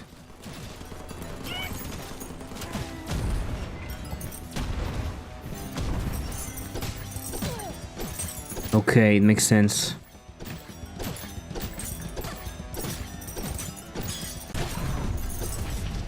So I was probably playing a way harder mode by not upgrading the HP.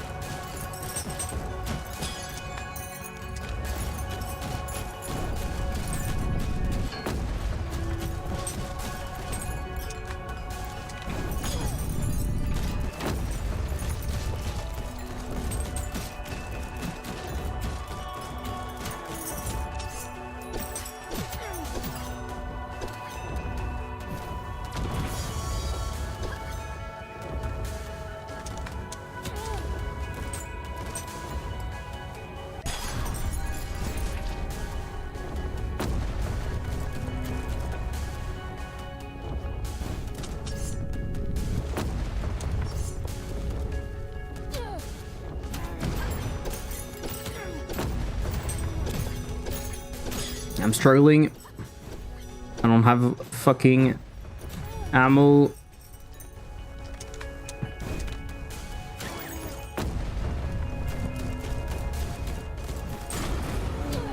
Oh my god. Oh my god.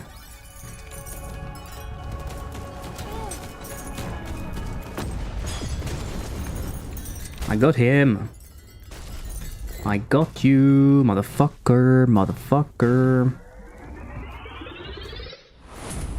Let's go. That took a while. You have survived the call. Yeah, okay. Skill tree and playstyle customization, more biomes, more epic bosses, thousands of minions for maximum chaos, 5 weapons with ascension system, skeleton guards to defend your base. Ah, okay, the skeleton. So basically they made a demo that doesn't show, like, that is very restricted. Okay, passive resource generation, more NPC discoveries, endgame challenges, and much more.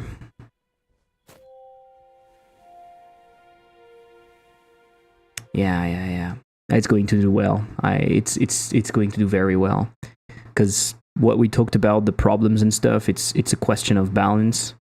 They can balance that relatively easily. I can see why people are excited about that.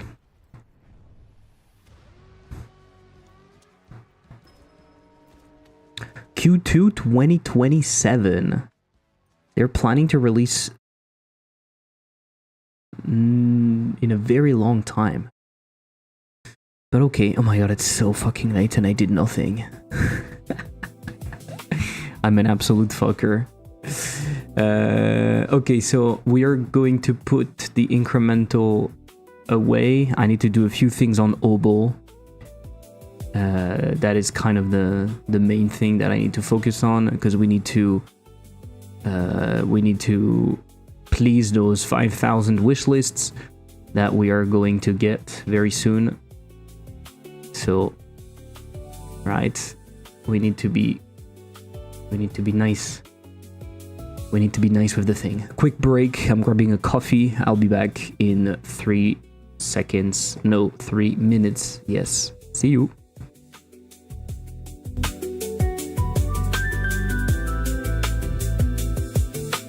Investing in a sunglasses stream that you can use to see through. Please do sunglasses theme with channel points. You are begged by me. Thank you, Luke Wolf. I really appreciate it.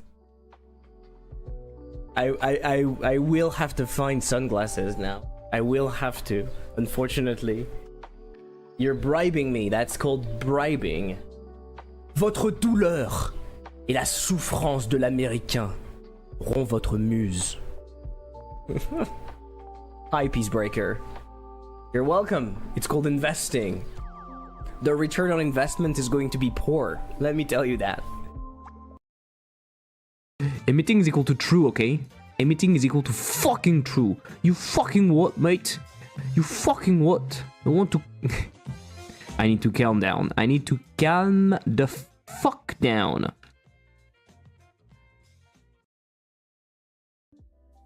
So horrible. Oh.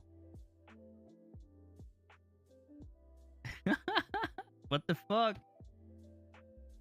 What the fuck? It's broken. Oh no. My game. It's broken.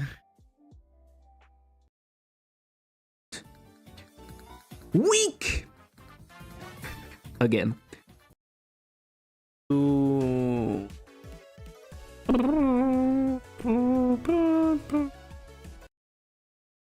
We want a polygon to have a look, and we want a label to have what? The letter. Exactly. Congrats. Kong the fucking rats. You think like it is a fart. It is a fart, yes. It is a fart. Sometimes it's nice and you're surprised and it's actually a nice and punchy one. And sometimes it's actually a shart and it's not pleasing at all.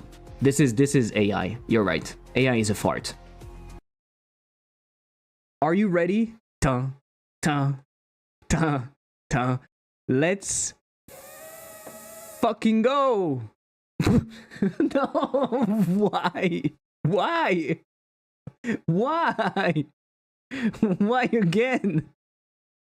Zoom out. Zoom out. Where is the other one? I want my money back. I'm not joining anymore.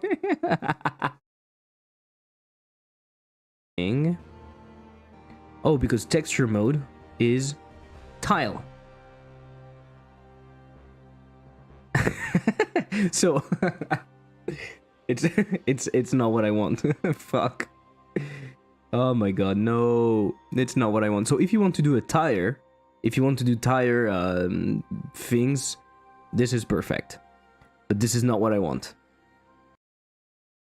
We can do the bullety bullet. Bullet. Mais maman, j'en ai marre d'être surveillé par tout le monde. C'est quoi ces histoires de data? J'ai 4 ans, je ne comprends pas. Also do it. Right?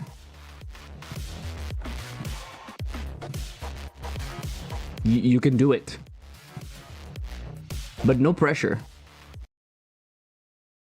But this is pretty cool. This is I'm addicted. Initially I was confused, and now I'm addicted. This is a good sign for a roguelike. You're going there, my guy.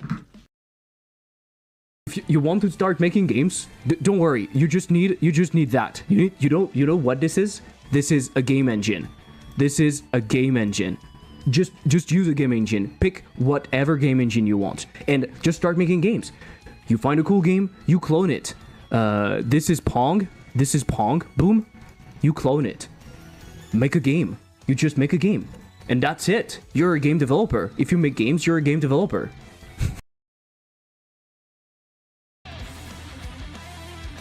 Oh, I'm stupid. I'm fucking stupid. I forgot. I forgot to add the dash bounce.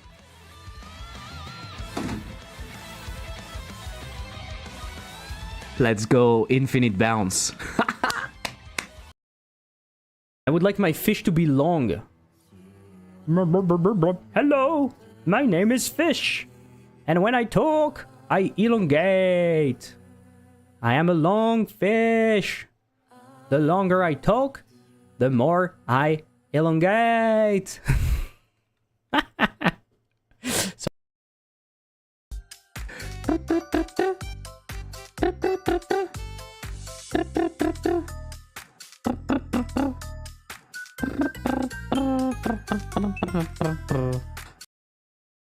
We can enter the goal, sorry. Oh, that wasn't expected. That was a nice move, actually. Holy shit. That is stressful. Holy fuck.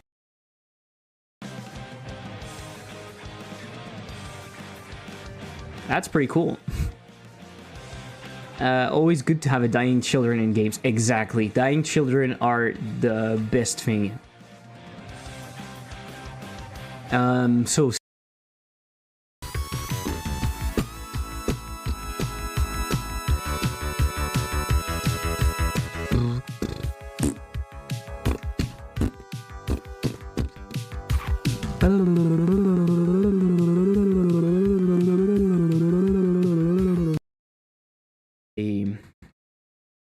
using spatial noise, spatial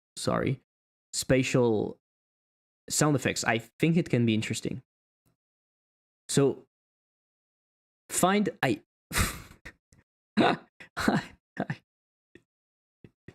oh fuck, I welcome B. Let's remove and let's go to software. Yes.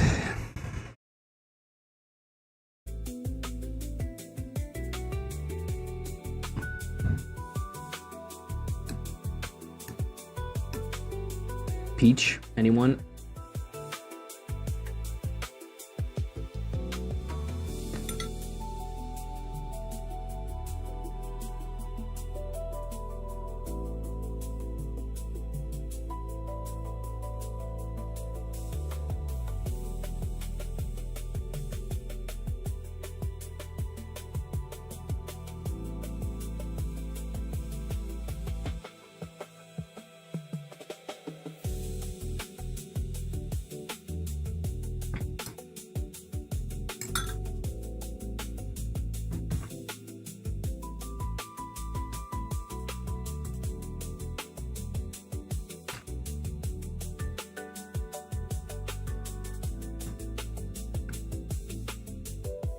Let's go into the settings and let's see why the appear is shit.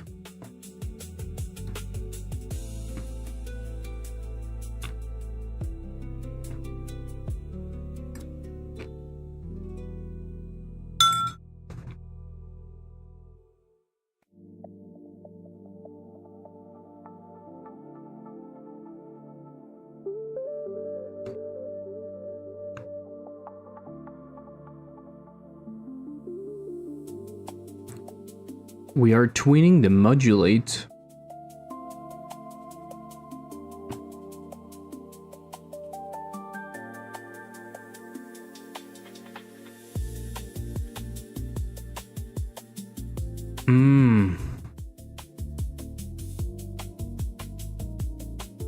It's because of the vignette. The vignette, I guess, doesn't use the modulate. I guess the vignette doesn't use the modulate because in God of 4, by default, modulate is not being used. I'll leave you there. I have to try to work a bit, I guess. Goodbye and good luck with the work. Good luck with the work.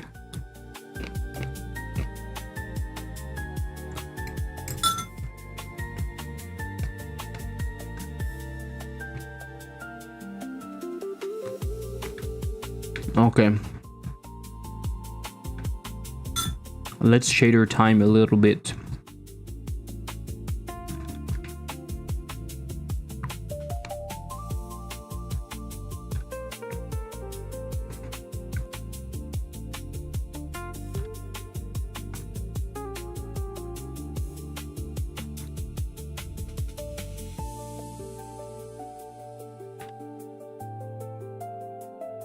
Okay, so now it should work. Are you ready?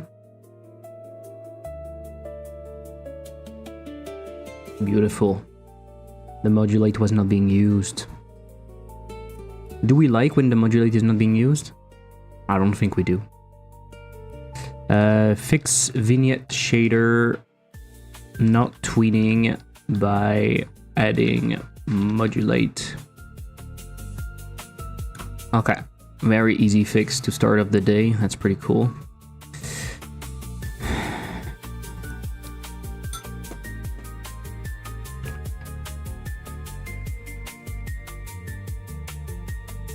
So, in our settings, I think we can safely remove the player control stuff.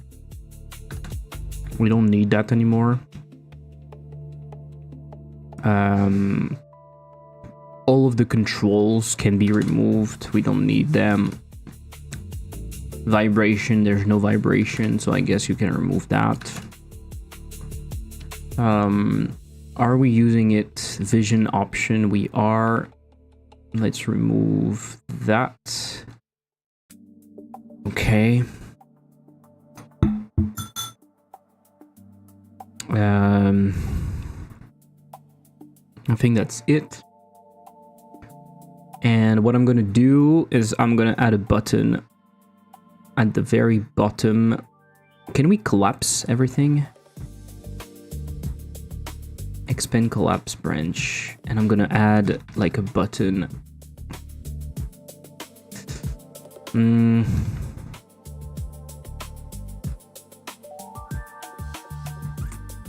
Do I want a button like that? Maybe I'm making a specific separate button that doesn't look like this.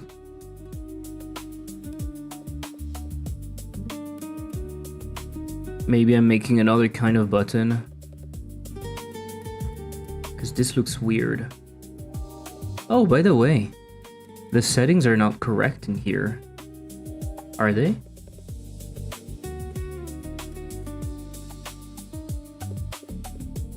They don't look okay.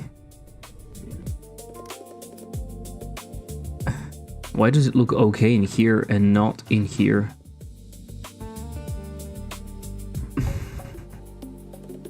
Because it's not set up to use the theme.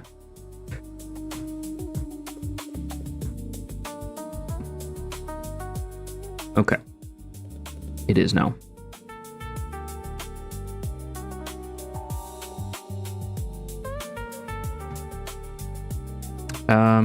What do I do? Maybe I use a VSEP.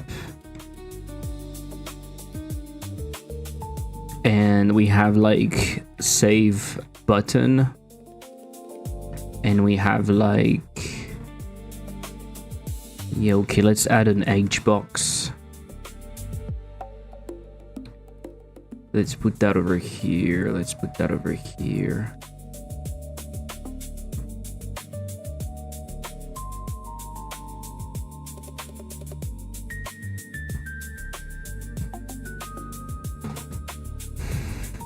Maybe 20.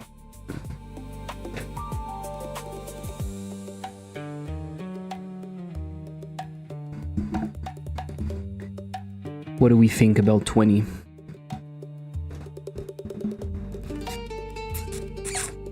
And I don't know if I want to use those buttons though. They look too clean. Not clean, they don't look like what they should be.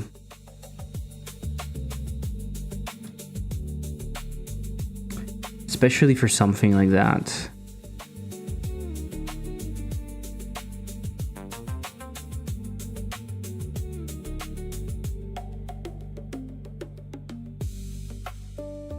And I think I should do open save or just put an icon maybe. Yeah, I don't know. It feels out of place. It feels out of place.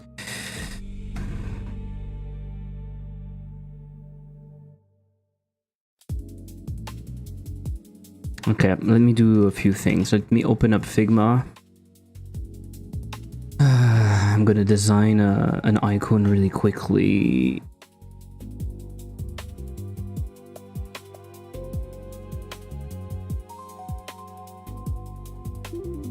It's gonna feel hot in here though.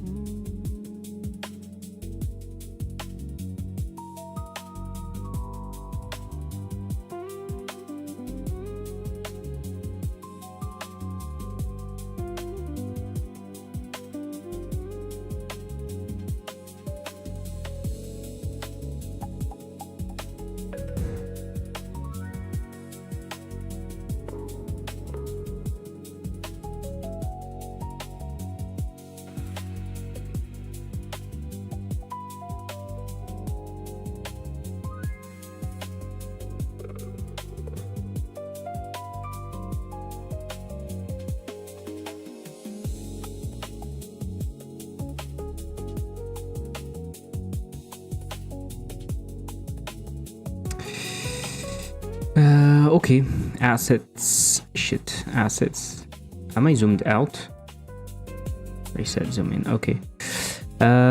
What I want, I think, is a little arrow. Why do I not have the grid?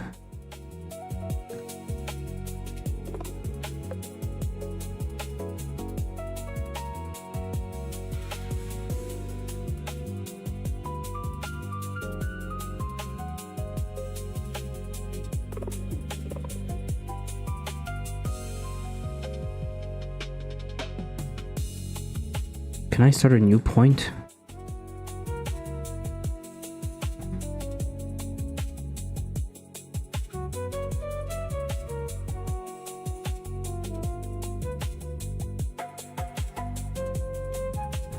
Is that it? Maybe it looks a little bit long.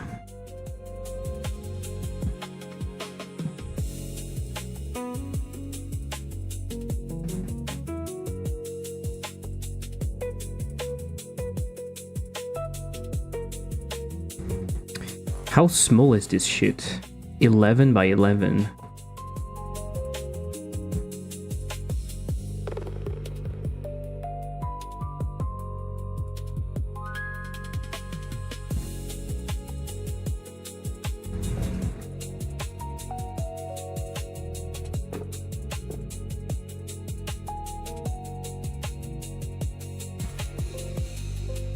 Why is it going in arrow? Why is it going outside? Ah, because it's center. Is that a problem?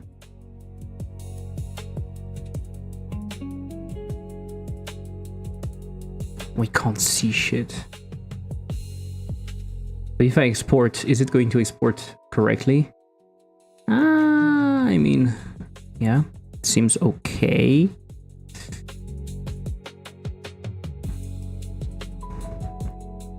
So let me go over to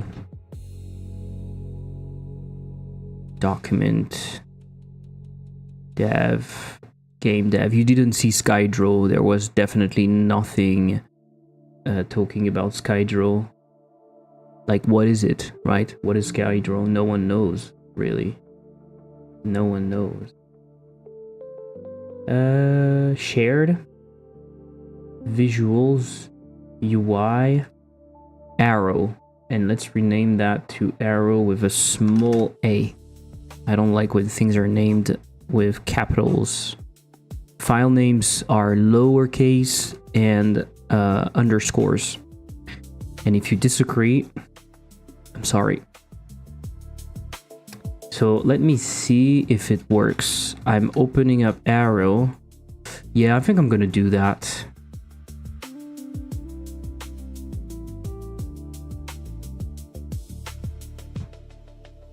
Yeah, you see, I think I'm good. I'm gonna do this. I'm gonna do a different kind of button because it doesn't feel good otherwise.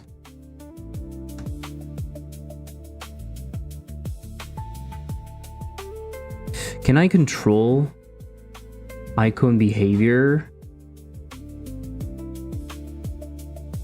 Can we control how much spacing we have between the icon and the stuff?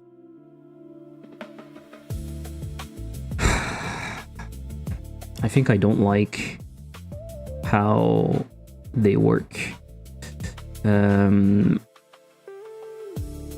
It's okay. Let me do a secondary button. My mouse is lagging constantly. It's driving me nuts, and it doesn't do that on Linux. I'm pretty sure it's because Windows is really shit at handling interrupts. I can't prove it.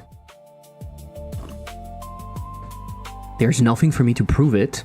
But I'm pretty sure it's that. It is nuts how bad it is. Anyway. So the way I'm going to do it is going to be as follows. Look at that. Let's put this to have something. Let's stylize this.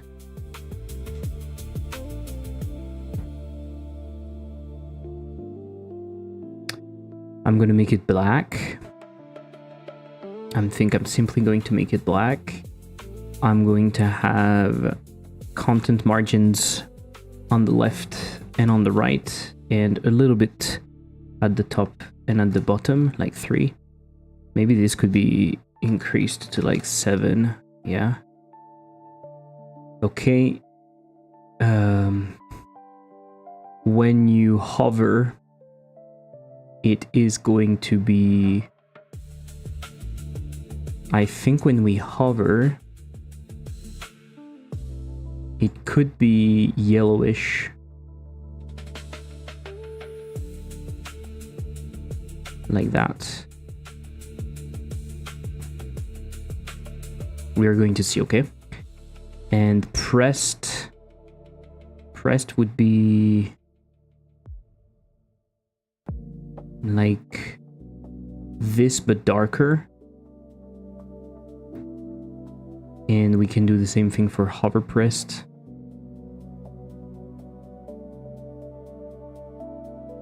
Hover pressed. And disabled.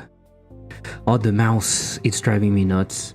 You can't necessarily see it, but I have micro stutters in the mouse. So whenever I want to go precisely somewhere, it has a tendency to do like it doesn't want to go there, or it doesn't follow me. It doesn't do that on Linux. It's so fucking weird. Pressed, I want to be like normal, but disabled. Paste is unique. Disabled is going to be like grayish. Not just a bed hair in the center. No. Because I was on Linux very recently, like just before the stream, and it was fine. Every time I move to Windows, it does that. Again, I'm pretty much sure Windows is doing something weird with the interrupts. It's not the first time I've seen that. I had other mouses in the past, and I had some problems that were similar. It's just really bad at handling like real-time stuff. From my limited experience, this is what I've seen.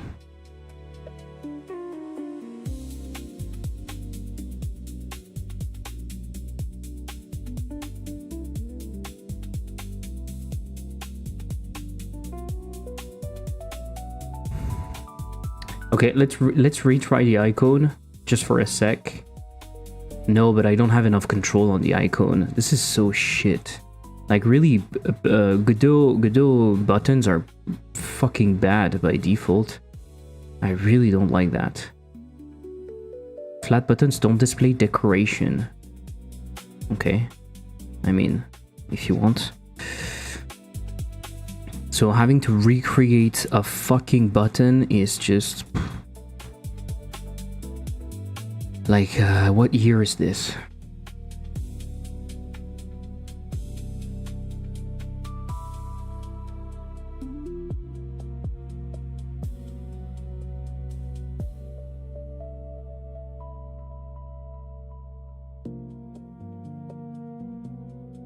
Okay, transform 36. Custom minimum size 36, why not? We will want a little bit of separation, like 6 maybe.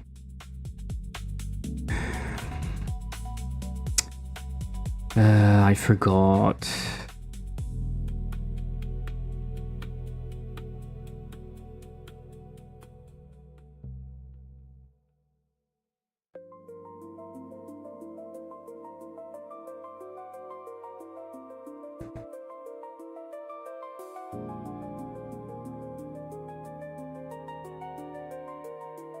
Okay.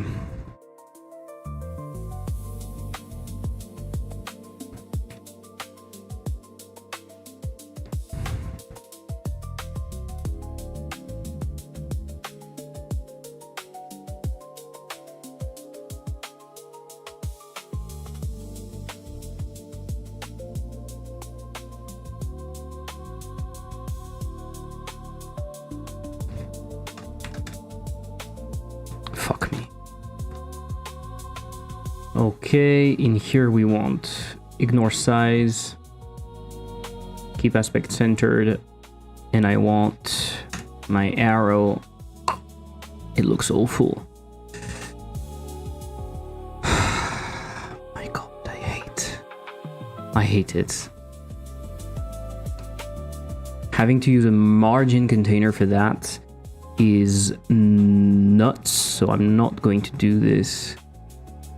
I'm gonna have to call that margin, and I'm gonna do this. The mouse is not working. It's driving me nuts. 36. Why is it like that? Can you fucking work? You don't have to do this.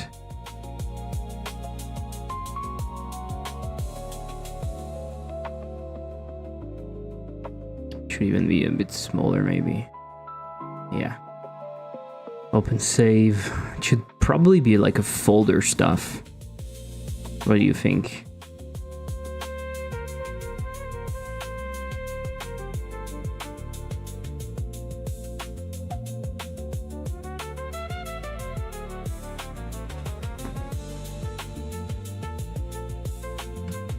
Save button. Open save.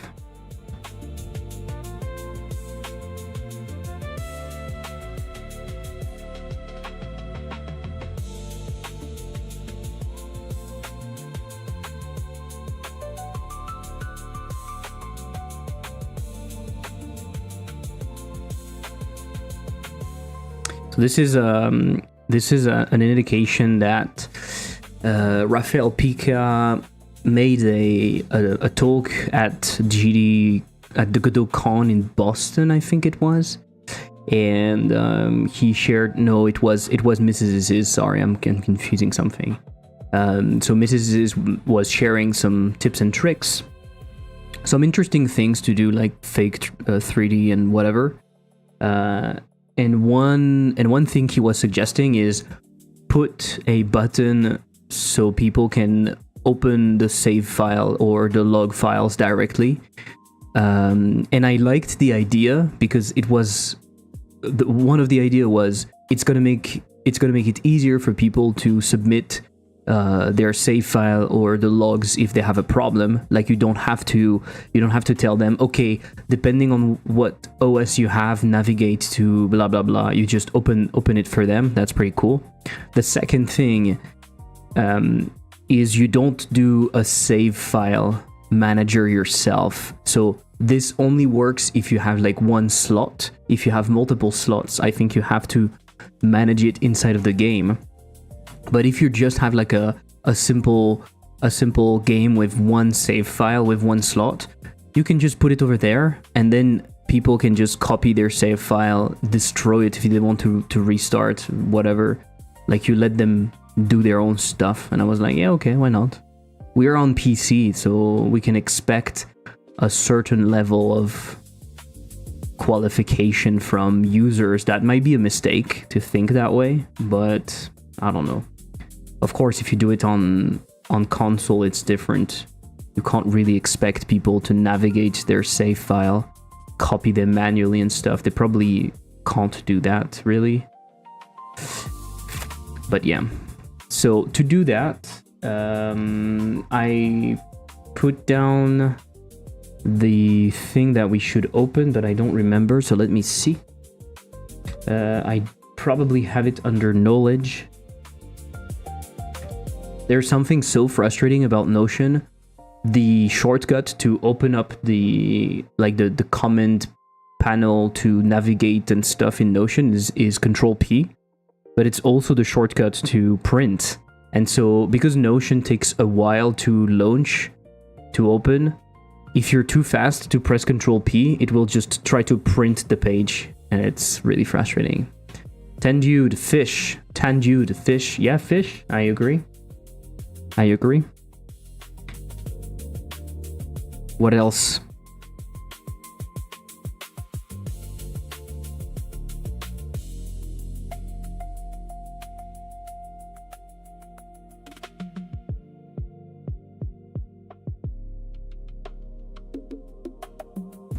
I like fish. They're yummy.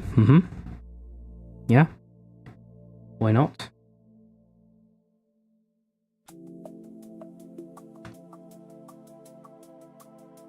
So we can do project settings, globalize path, and you can globalize user. Is that what we want? Yeah, I think it is, right? And for the logs, you can go under logs, and that should work.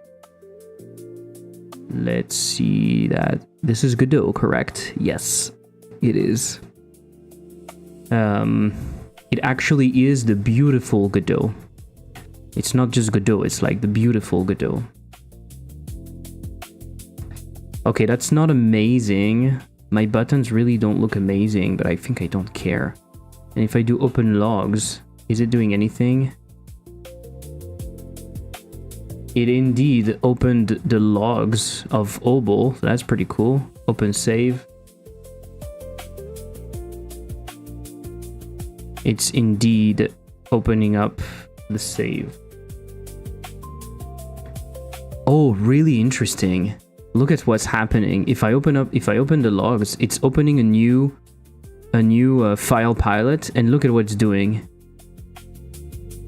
I didn't do it. Look, it's showing the Steam overlay, but on this.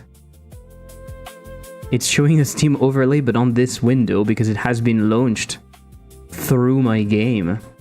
That's fun. Since it's Godot, I have no idea what's happening. I'm just opening the log.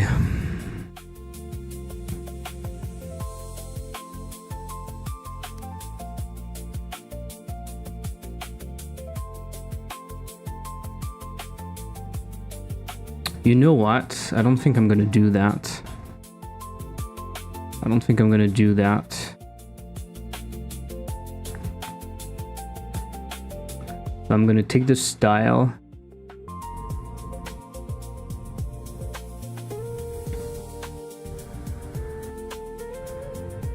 There's still something else not working.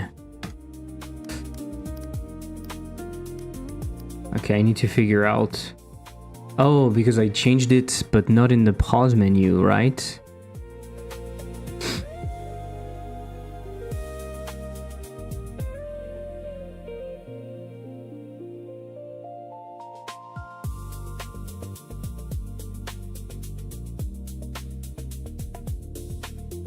Why is this vignette not saved to the file?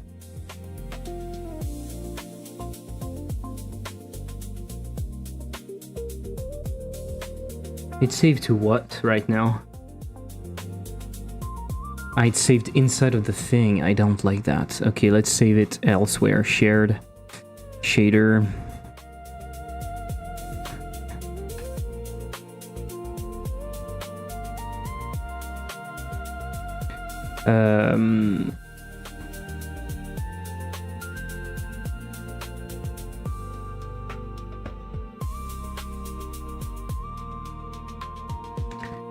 Vignette.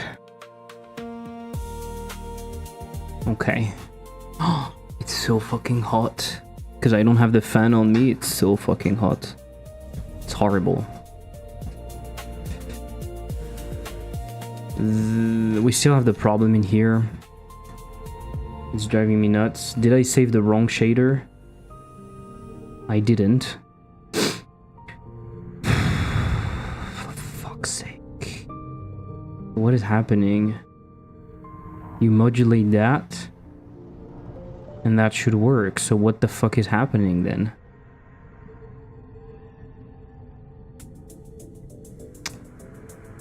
Oh, because I modulate the color and the margins differently.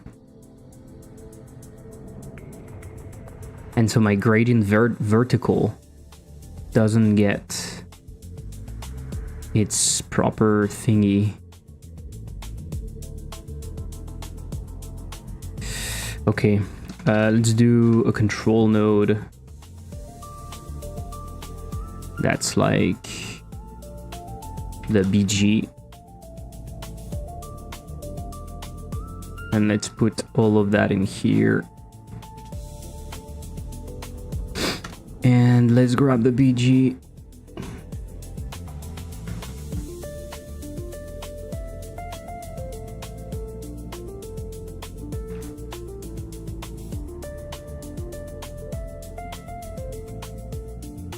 That should be better. I hope. I didn't realize I made those mistakes. It's very easy to make small mistakes like that. And now it is very smooth. Settings, blah blah blah. Open logs, open save. This is great. This is simple, it works.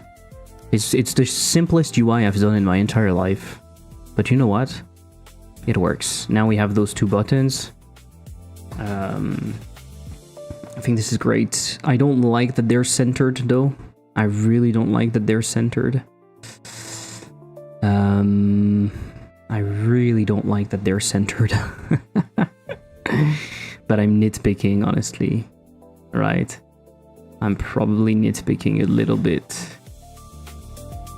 Also, let's increase the separation in here. What if I make that expand?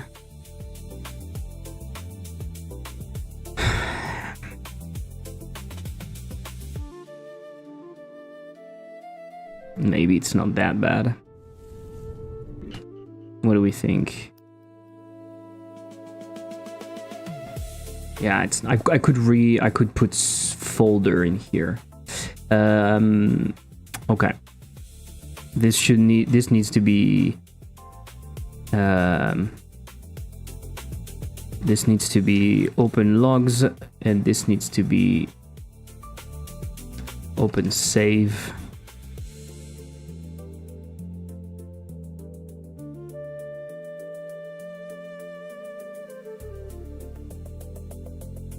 Right. Let's add that.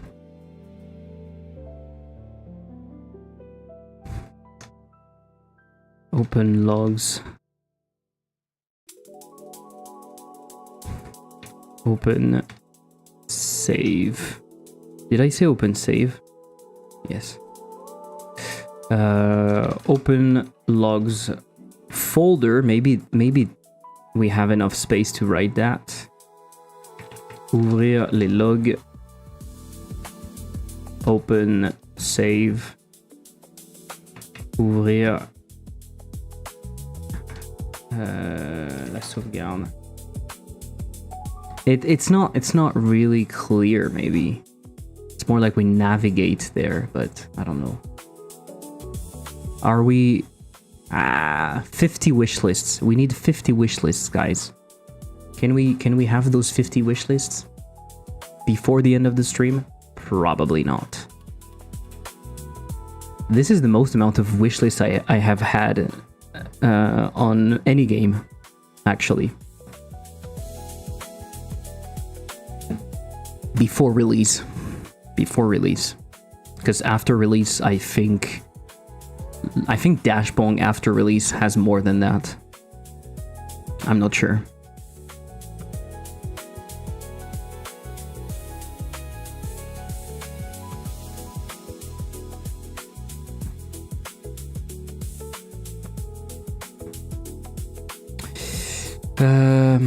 Okay. Fix background transition on pause. Add button to open logs and save. Down for the wish list. Let's go. Oh, my mouse. It is driving me crazy. We'll probably not keep that in here. I feel like on the pause menu we should have a wish list option, by the way, because we don't right now, right? Yeah, we don't. I feel like we should have a wish list option right over there, because we are not saying anything. One more, let's go. Thank you guys, appreciate it.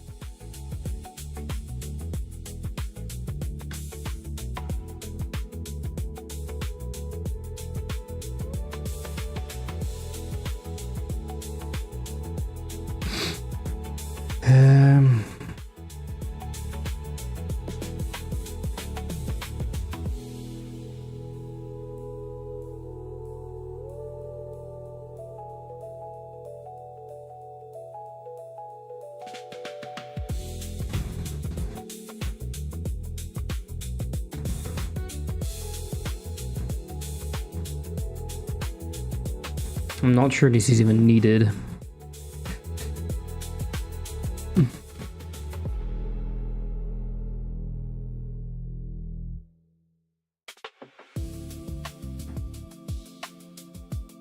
Okay, I'm looking at what I need to do.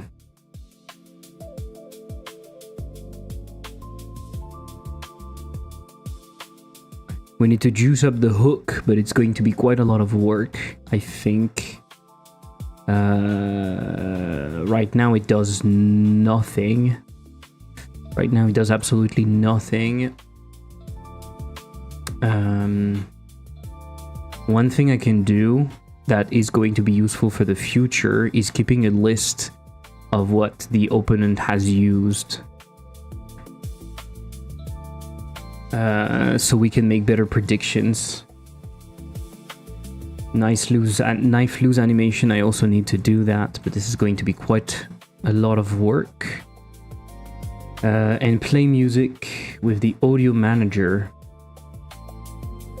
The music or drones in the title screens and games and end screen are local to the scene, so they abruptly cut when switching.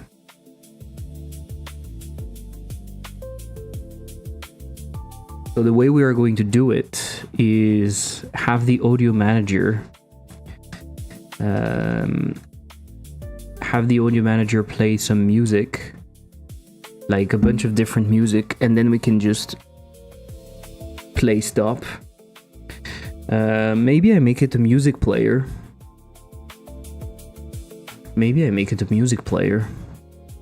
I make it my own music player, so it has like...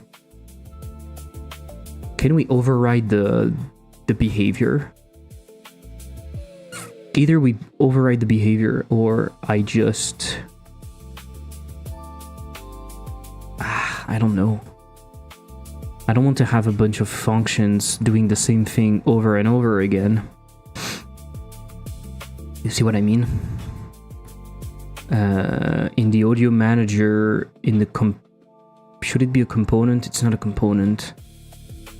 Should it be a fade in, fade out? Otherwise it's just a scene. It's kind of a component, but hey, music player. Class name music player, and it has like play, fade in, duration. Maybe by default it's immediate, and it has like stop with a fade out duration. Do we need anything else? What is the problem? Method play override with native class. Play fade, stop, fade. But then it should have a duration 1 by default. If we call it fade.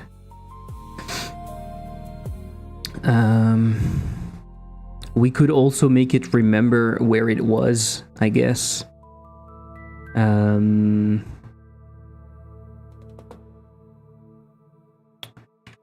From pause, which is a float. Or it plays from, which is a float. And by default it's 0. What do you think?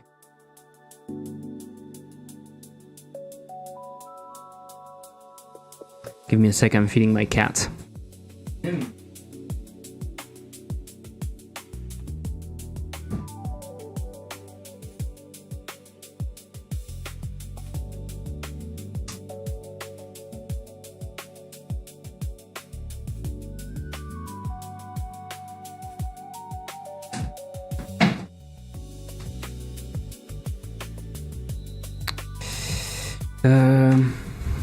Maybe it could always remember. Maybe it could always remember.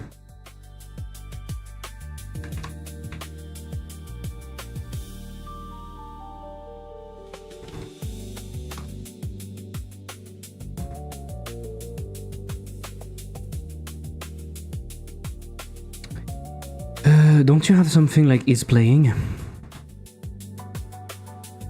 Playing.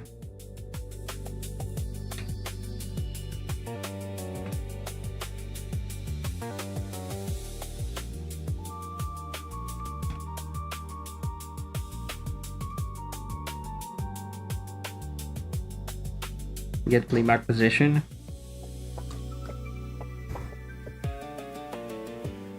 And in here you can do play, from position, from.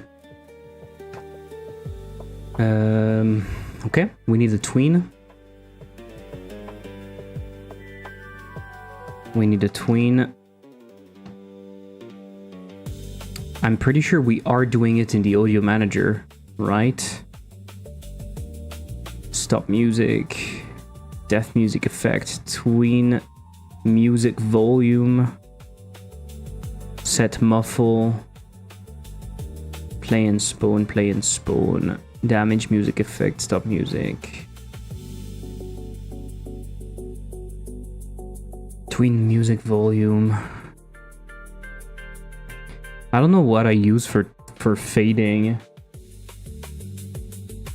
I don't know if cubic is enough. Do you want to ease in? Don't I have a crossfade somewhere?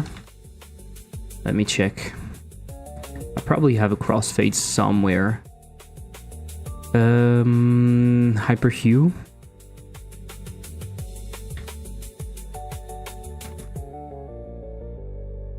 Audio manager. Crossfade. Play music. Crossfade. Crossfade 2. Let me see how you crossfade that. Where is it? Where is it? Show it to me. Are you unable to show it? Hey man, my mouse is acting up. I wanna explode everything. Where are you crossfading to?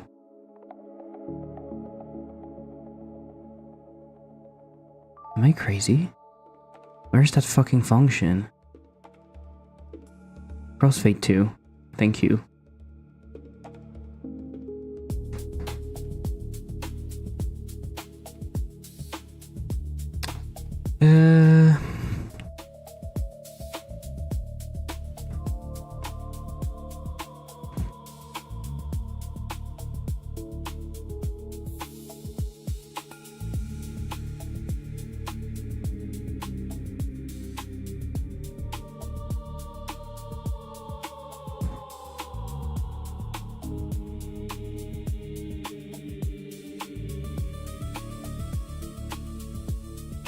Do we make it reliant on utils? I don't think so. I mean, we can. We don't care. Kill and create tween, false, set parallel, true. Okay.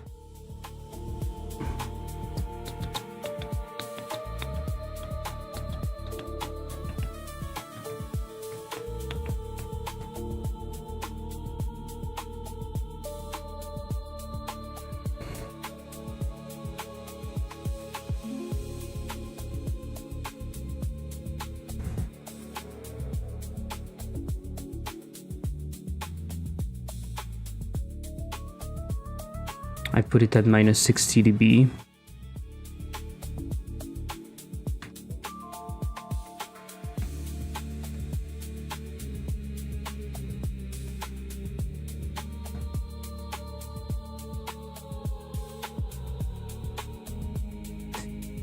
One thing that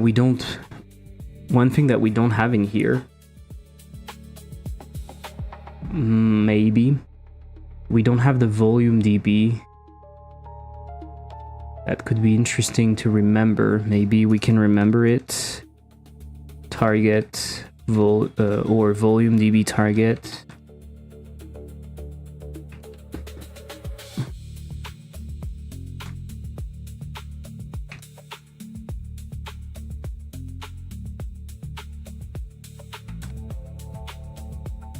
Okay. And so when you play, you kill the tween.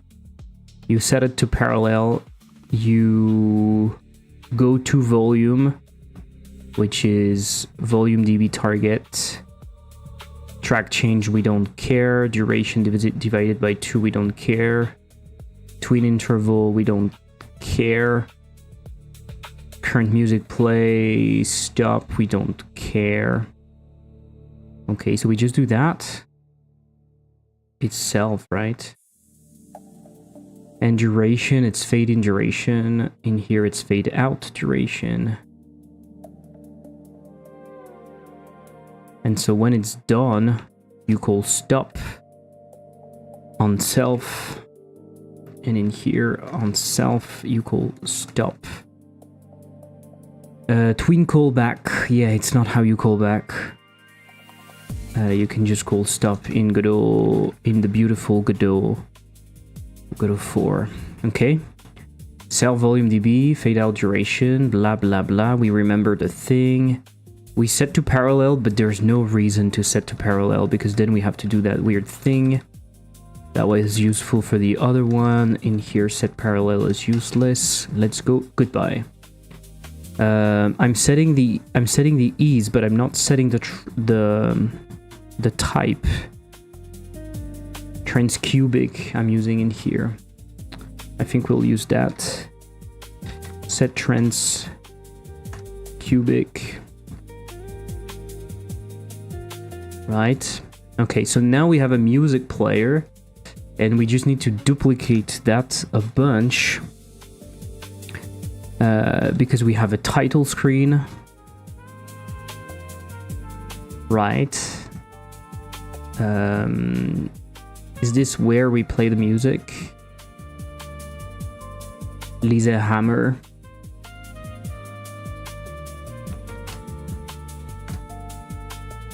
It kind of is, right? I don't think the music should be in here, to be honest. What do you think? I don't think it should be in here. That makes no sense. So we are going to put it over there. And we are going to say... We are not going to put it over there at all. But we are going to say title screen music. Let's grab that. Put it over there. Music player.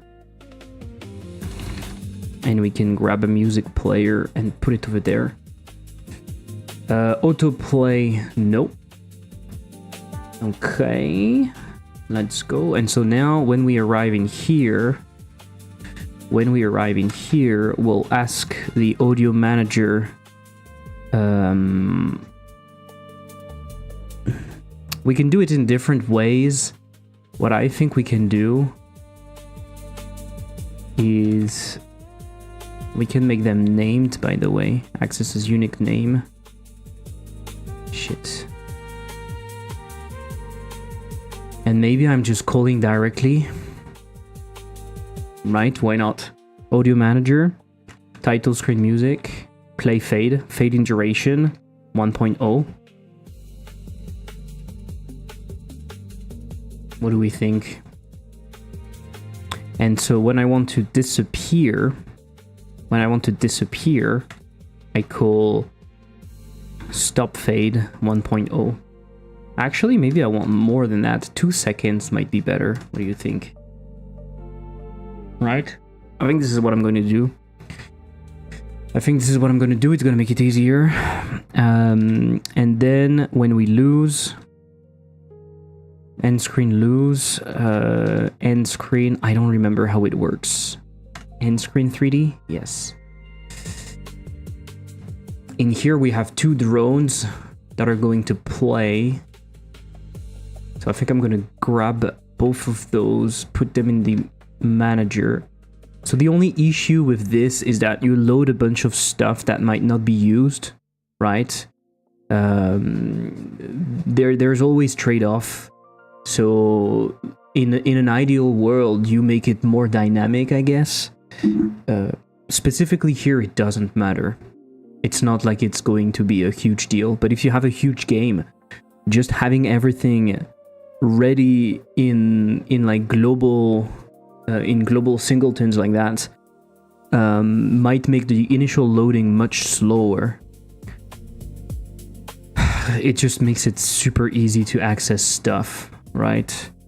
So ideally what you have is the illusion of having access to that by maybe having some sort of dependency stuff that automatically loads things for you. I don't know. As a developer, you don't have to. I think you don't want to know if something exists or not. You should just be able to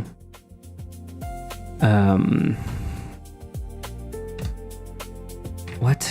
Music player. You should just be able to send it, right? To say like, I want this.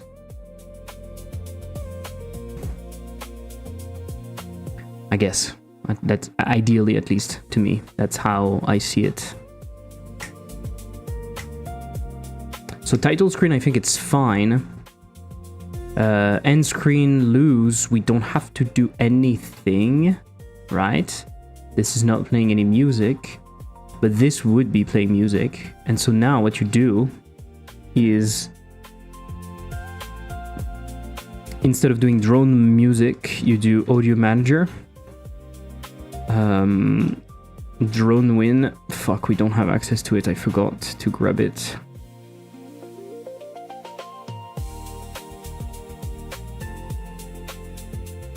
You do play fade, duration 2. Drone lose, play fade. Do we know when these are finished? How do we know? Oh fuck, I'm still not at the right spot. Right, yeah. I feel like this should be the one doing it.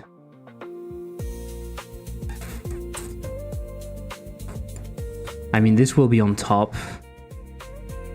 I like if the UI is doing the logic at the same spot, but hey, it doesn't matter. So where do we disappear? We disappear over here, right? If we try button or something. Okay. Audio manager. I guess we can do both of them, right? We can do both of them, and we don't really care. What do you think? You can say, if not playing, you return. If not playing, you return. And in here, if playing, you return. Right? That way you don't make them fade for no reason. And in here, we disappear. I think it would make more sense, though, to do it over here. And to not do the drone stuff in here. That way, all of the sound is done at one spot. I prefer that. Yeah, makes more sense. Drone lose, play fade. Okay. I think that works for me. That works for me. We have to do the same thing inside of the game, though.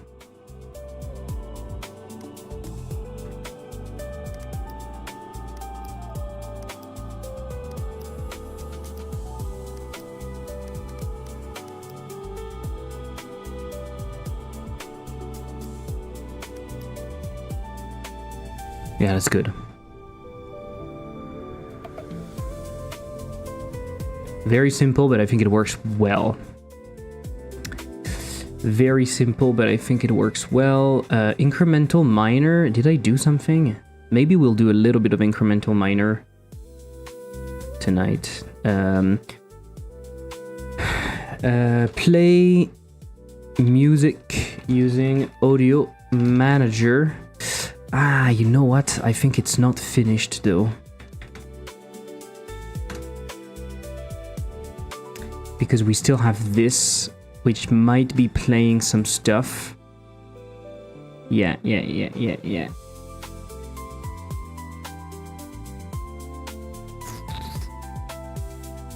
It is playing some stuff. Apocalypse Choir.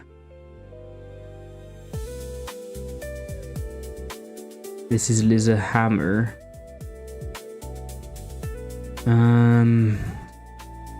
What do we do? What do we do? What is this, by the way? Well song. Is it playing well song? Is it playing as a loop? No. So then what? Autoplay. We can keep that in here. Like this is the whale. And we are not touching this in here, right? It's just a move. Okay. So I think end room.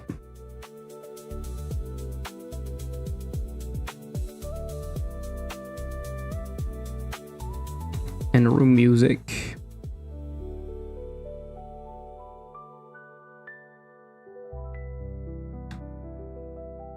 And I think after that I'm done. And room music.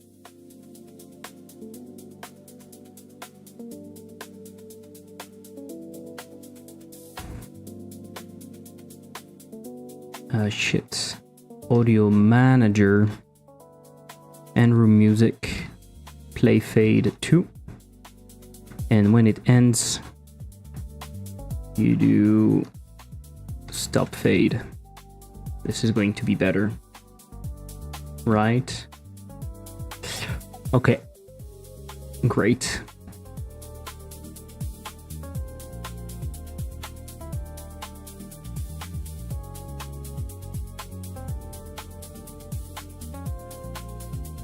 Great. So, keep a list of items used for opponents and give player better items for when they're losing. I think both of them are interesting. I'm not sure I'm doing them now. Keep a list every time we use an item. That way we can use it to select the next item. For example, if we just use the fish oil, we don't use it again. Make a dictionary for each round and turn if we use multiple items per turn. Who would be keeping that? Are we at 5,000 wish lists? Same amount? Shit, it didn't move. Shit. I'm sad. No, it moved actually. No? Oh, but it's just wishlist addition, so we are not even that close actually. We're at 4,879. Shit. But actually we are at 91. Anyway, it doesn't matter. Let's not look at that. Audio manager is done. Life, I don't care. So I think it's this guy that should keep track of what has been used.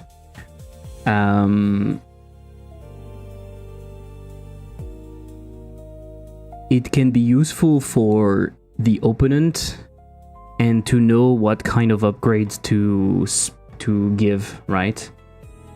This is actually something I'm supposed to do sometime somewhere. I think I have a task like that. Prevent using upgrades if can't be used. I think I've already done that. Why is it still here? Display something hidden in the contract. Gas mask, capsule, camera could go weird. Enable autocloud for save.json. Achievements. Double damage should also do double damage to us. Allow interactable. What the fuck? Where is it?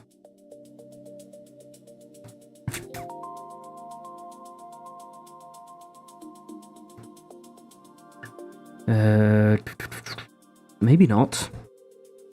Maybe not. Give players better items when they're losing. That is also pretty cool. We should definitely do that. Keep a list of the item used for opponent. But then, why would I just do it for the opponent? Right? Why would I just do it for the opponent? Makes no sense. So in here, I could have a var upgrades used. Should it be upgrades used, or should it be... Or should it also be like upgrades that have been given? Maybe we keep a history. Like we keep a history, upgrades history. An entire history.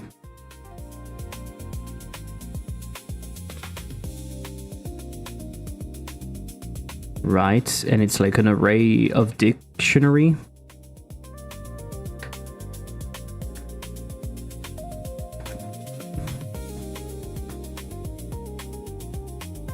What do we think?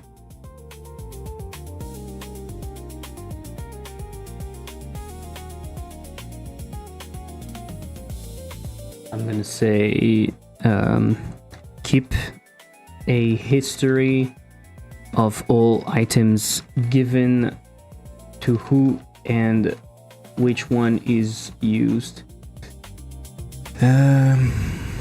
Maybe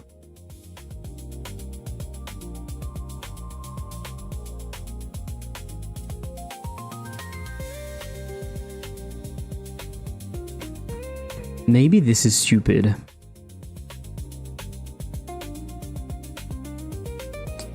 The upgrade history, maybe it's not that useful, because what we care about is what we currently have, I think. Like, if we currently have something, we know that already, we have something to know. And so then what we care about is which one has been used. And we just keep the history because it's easier.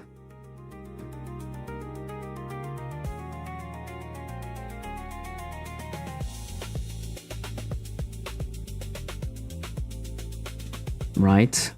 So maybe I just do upgrade, upgrades used.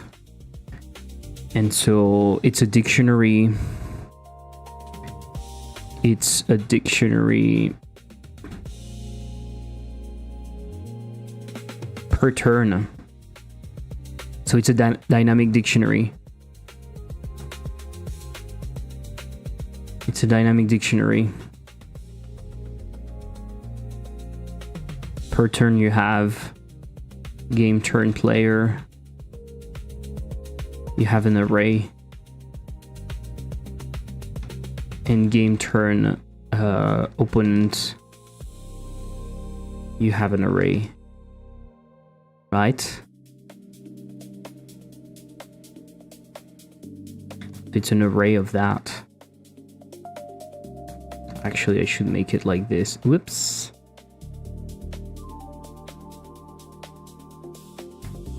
Fuck me. Right?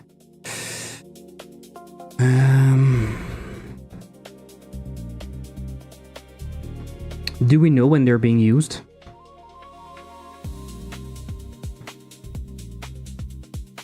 It's unbelievable.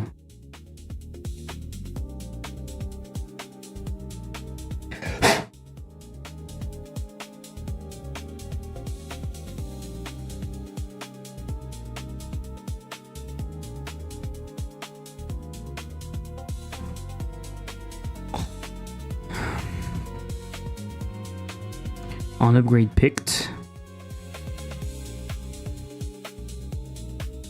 Are we always sure that it works when we are picking it in here? Yeah, because maybe not. Let me check something, because I'm not even sure it actually works.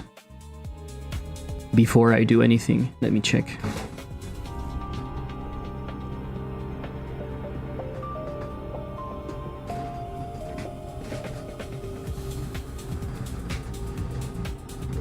As for Markiplier video, I hope it gives you a ton of wish lists. Thank you, Puzzle Beast. It actually gave us quite a nice boost.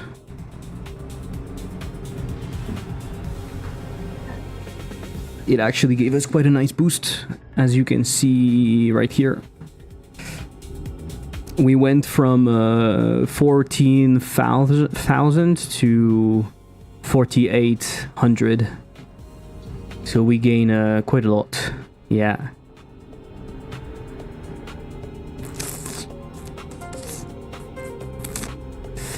This has been pretty cool. First time it's happening with one of my games, so it's pretty nice too.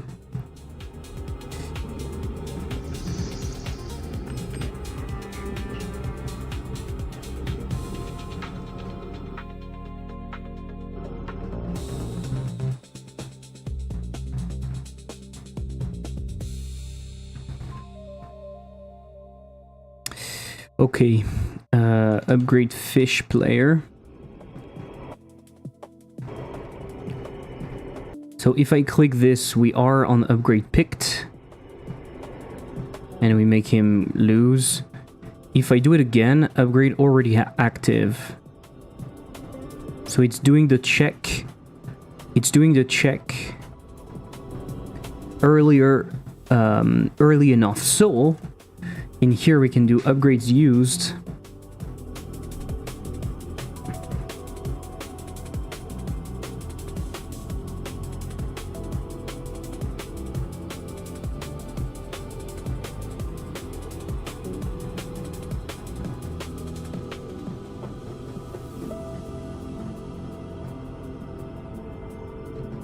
It is stupid, though, to have an array.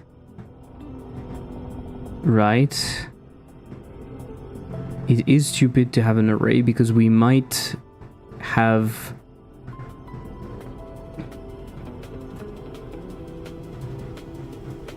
Do we have a signal bus for this? Do we have a signal...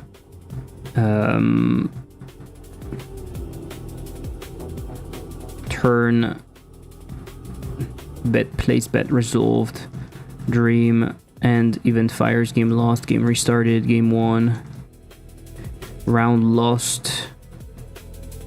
Why do we not have simply a round? Why do we have a round lost? And we don't have like a round, next round started? Why do we not have a round finished? And signal round started, and we pass a round index, right? Why not? That would be useful.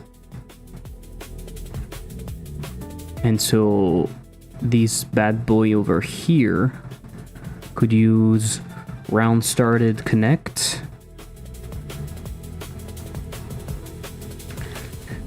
On round started.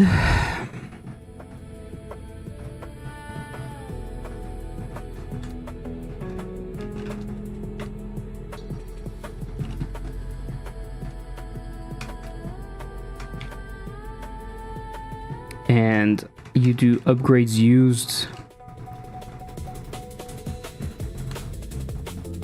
What do? You do upgrade used of, you append a new thing.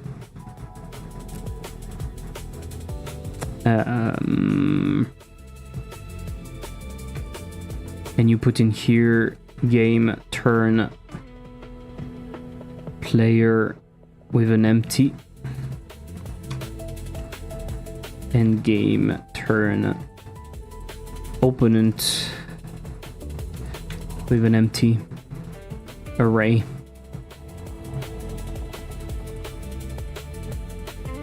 And in here, you can use globals. Do we have access to the game? Do I have the game in here? No. So globals game. Do we have an index somewhere? Round index.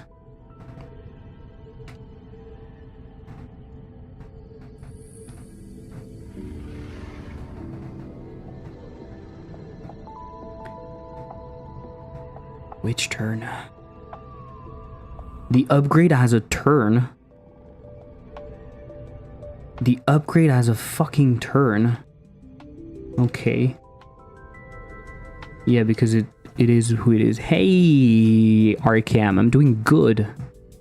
I'm doing good. How are you? Are you, have you started with your friend?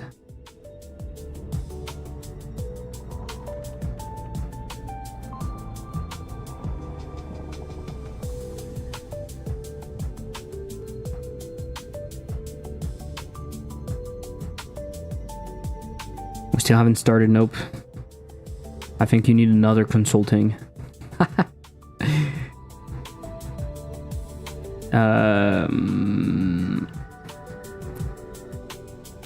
Append the upgrade. Is it a good idea to put the actual upgrade in here? Because it will keep it in memory, no? Or we are going to remove it. So I think it's a bad idea. I think it's a bad idea to keep the upgrade like that.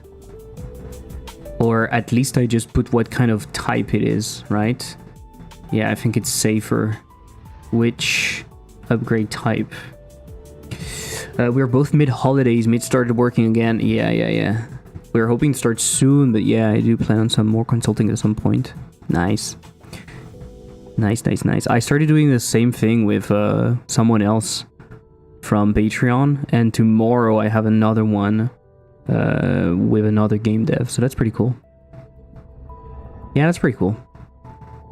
And the thing is, I started just talking about it, you know? I'm not talking about, like, talking on stream was fine, but the pool of people that is aware is super limited. So when I do a YouTube video now, I just talk about it, right? I just say, hey, I offer that if you're interested.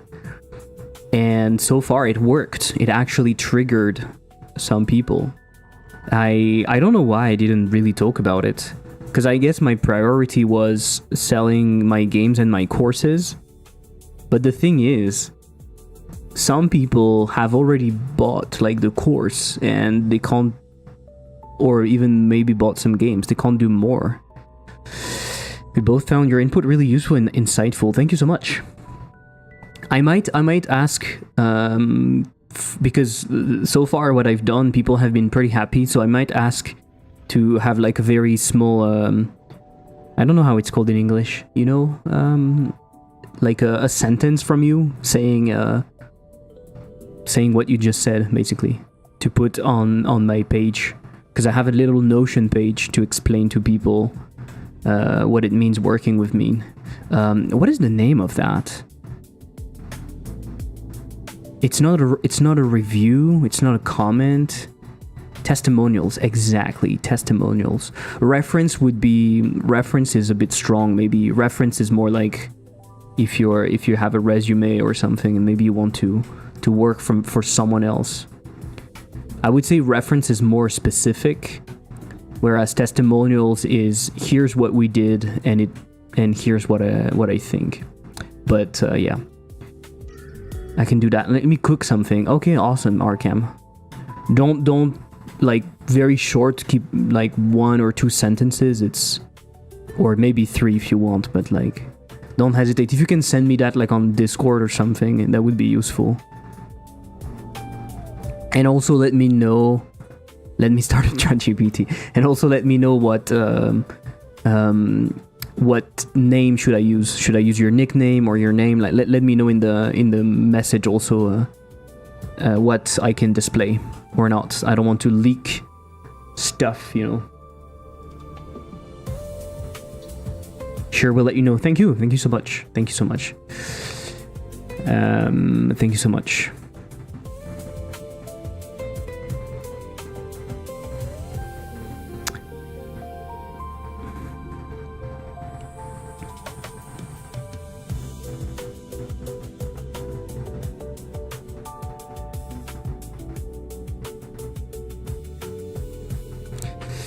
Okay, guys. Upgrade used. So we append a new empty thing, and in here we append what kind of upgrade we're using for which turn. This is very useful. Upgrade used. And so now that we are keeping track of that,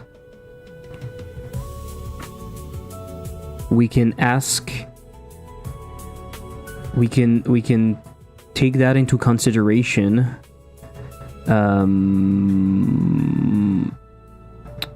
when we want to do the prediction for the little opponent, you know, little opponent.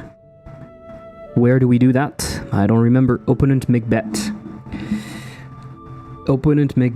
and this is old stuff. I don't care about that.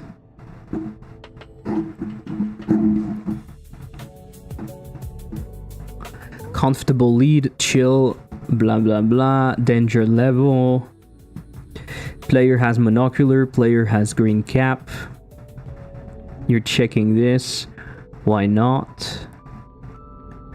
Last prediction true, why not? Decision, blah blah blah. I know somewhere we're using I know somewhere opponent just used fish oil. For example, this is used. Yeah, this is kind of nuts.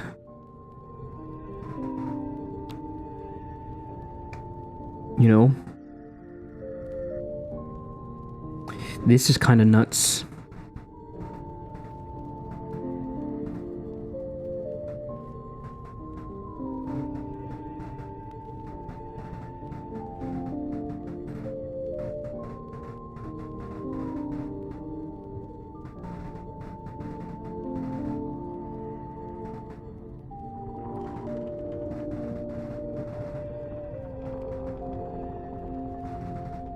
We are doing it the wrong spot, I think. We just use the fish oil, skip it for one turn. This is wrong.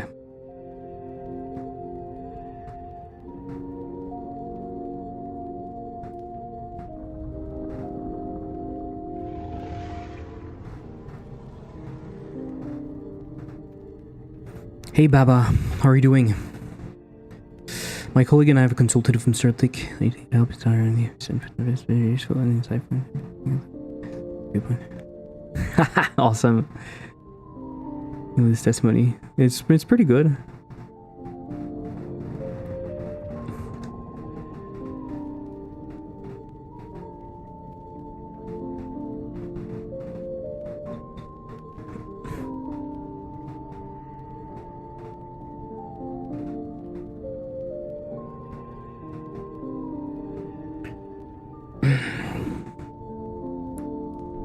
I think I can move that entirely.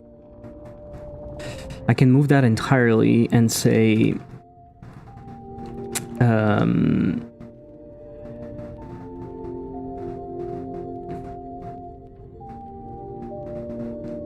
shit. It's not what I wanted to do.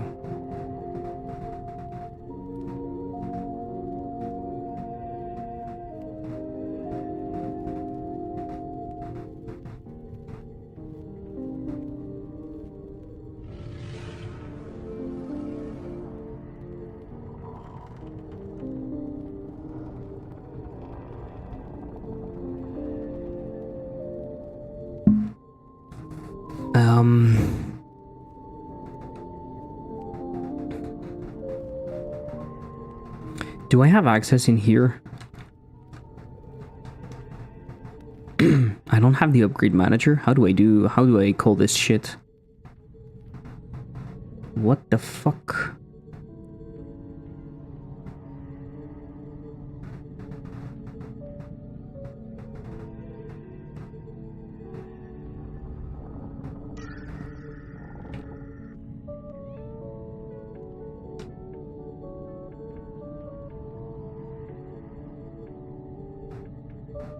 What the fuck?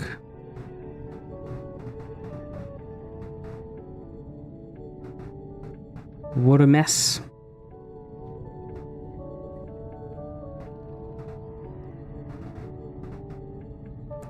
But don't we have a fucking reference to this shit?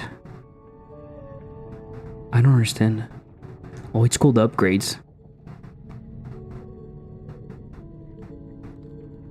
Upgrades available. Yeah, okay, it's here. Okay. So, and upgrades,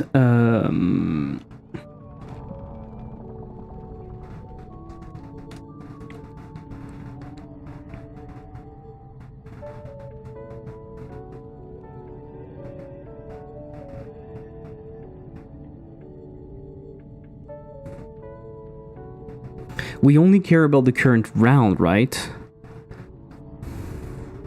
We only care about the current round. So if I look at the upgrades used in the current round index, because if we change round, it doesn't count anymore. Hey, Seshmara, how are you doing? If we care about that, we can check turn opponent, and we can pop back, and if that is equal to upgrade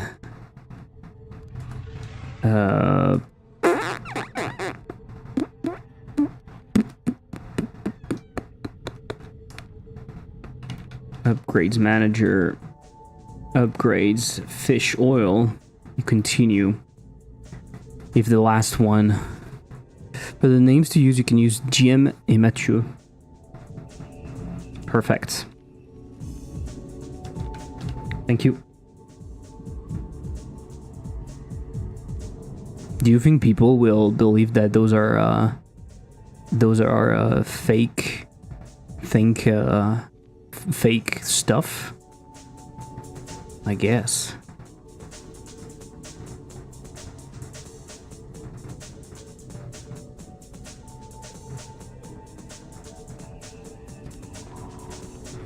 Well, let's hope not. Honestly, doesn't matter that much. 5k wishlist, let's go. More to come. Half a month left. Because it, yeah, that's true. Yeah, we have a few days, and the personal calendar, I think, is going to help a lot, right? Like the Markiplier effect has been huge, but we still have like the personal calendar that can really help. At first, I wanted to use the name of our future game dev company, Awesome Games Made by Awesome again. And people thought they would be fake. True. Nice stats. Yeah. Yeah, Markiplier, the Markiplier video did really well. We gain roughly like 4,000 wish lists, even more than that. Obviously, not everything is coming from the video, but I guess a big part is coming from it. Where do we see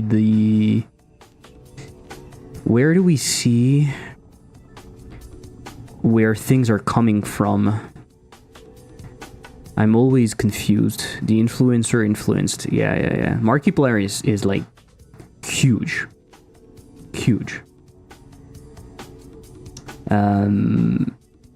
It's in here, right? Marketing and visibility. We have a good click-through rate. I don't know why, by the way, because I guess people are searching a lot. As you can see, we are coming at 38% of the visits are coming from the search, and it's probably because they watched the video on their phone, on their TV, whatever. They saw the game name and they search it. I wonder actually what would have been the impact if the Steam page was linked in the video, because he linked the itch page. He actually linked the itch page. But interestingly enough, we didn't have a huge bump on itch. It feels like it didn't really move the needle, because I guess people don't really care. How do I do that? Dashboard. Can I see the statistics just of that? Let me try to find. Probably it was possible to do it at the top, right? Analytics. Yeah, okay. You can see the impact, right? But the views are not extreme. Let's compare that to Lexispell, for example. Let's show you something. You see the baseline of Lexispell is not that low, even though the game was released a while ago. Like, we are at a baseline of around 300, maybe it's dropping a little.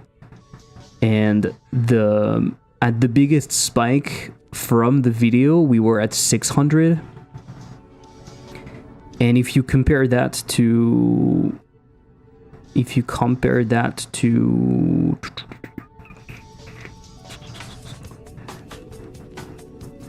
May, June. No, what the fuck?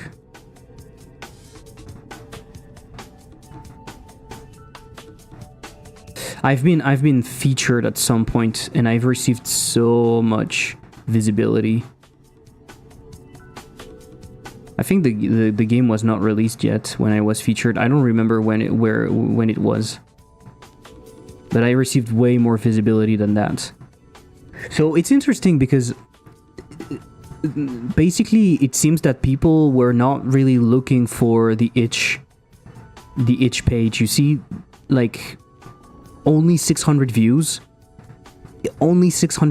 but at the same time, at the peak, we are receiving, like, 1,000 wish lists in one day. So it doesn't add up. People don't really care about itch, it seems, at least in this video. And what they did is they directly searched. Lexispell did way better, but I can't fucking see it. I don't remember where it was.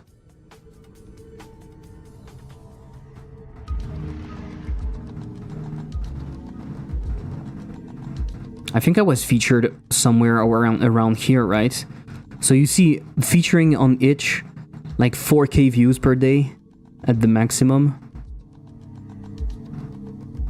And in total, I had so many browser plays. Look at that. 45,000 browser plays. This is nuts.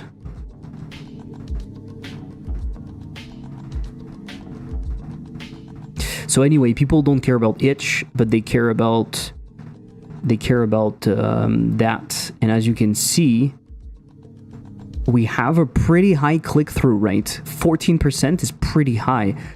But if you just look at that, you're like, oh my god, people are loving the game. No, it's just that they're searching for the game. And yes, of course, then they're clicking on it because they searched for it. And you can see it in here. 38% are coming from search. Right? And we have a bunch of direct navigation. We don't really see what. We have 11% from the homepage. This is not negligible. 11% from the personal calendar.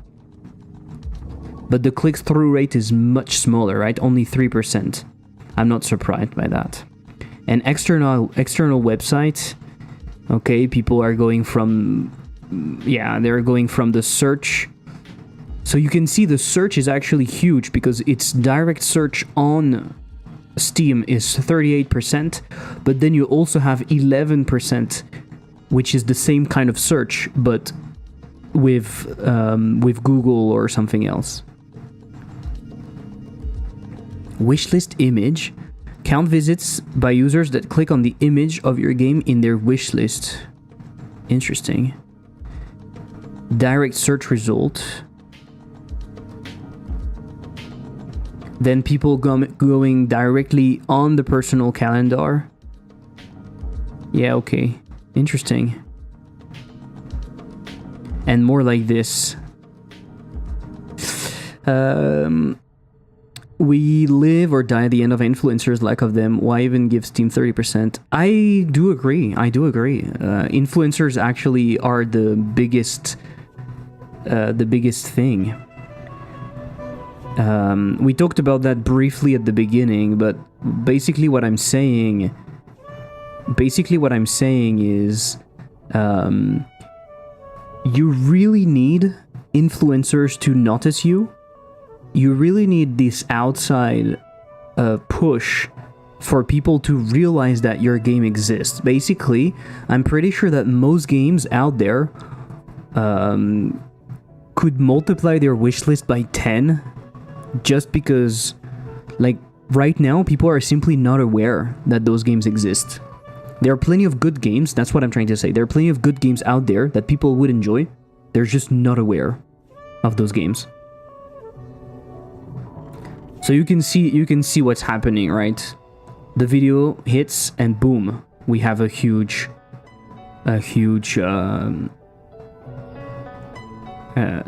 bump. Before that, we were basically doing nothing.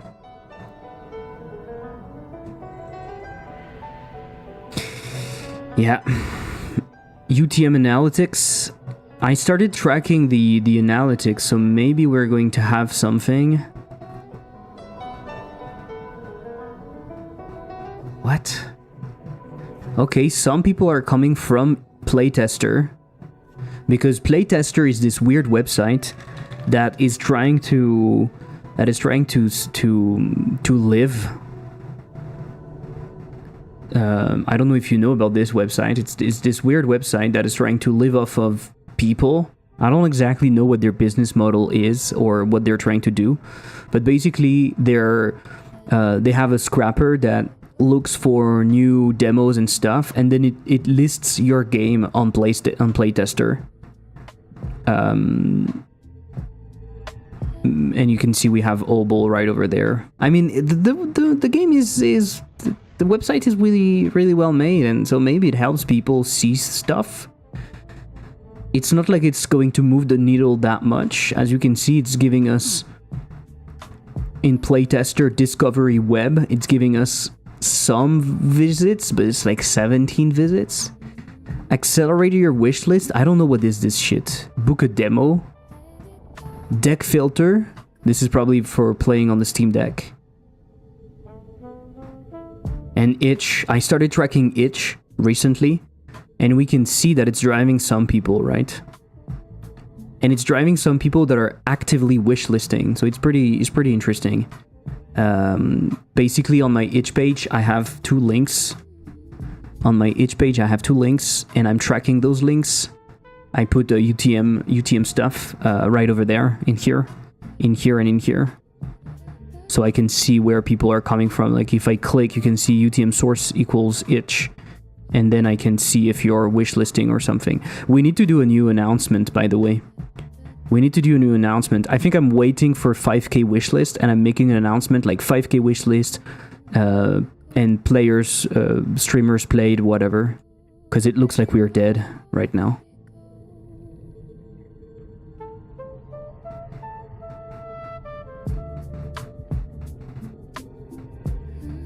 And we didn't do any visibility round, that's normal. So, yeah. I'm very happy, don't get me wrong, I'm very, very happy. But I'm also a little bit worried for the future of my game dev career. Like, it's a bit frightening to see how one video can impact the success of a game. Like, without this video, let's imagine this video didn't happen, right?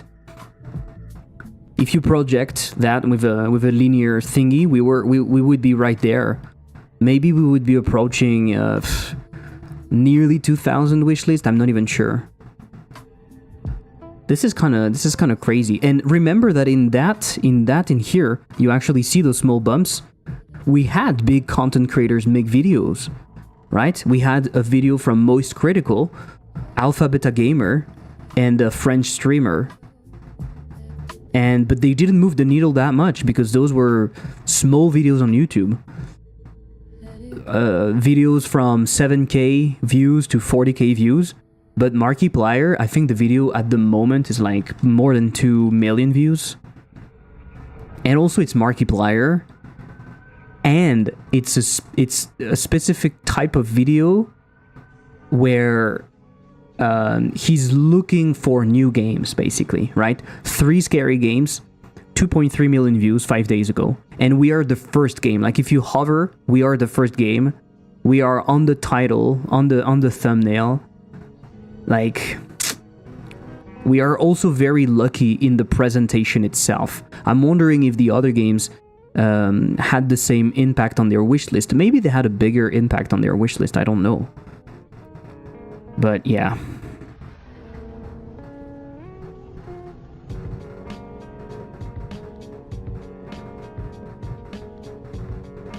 This is actually pretty nuts. Even more scary if you do a puzzle, generally speaking. Yeah. Totally. No, but it's difficult. It's difficult.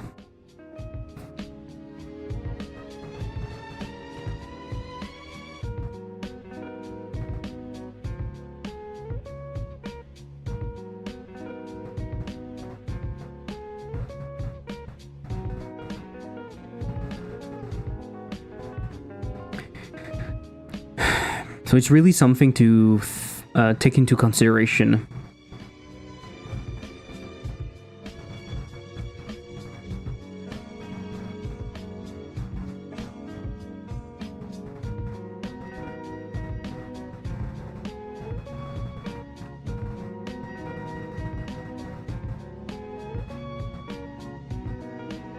I think it's something to take into consideration. Designing your game so that players are interested, but also you make it easy for content creators to show your game and be interested by it. You see what I mean? I think this is kind of crucial.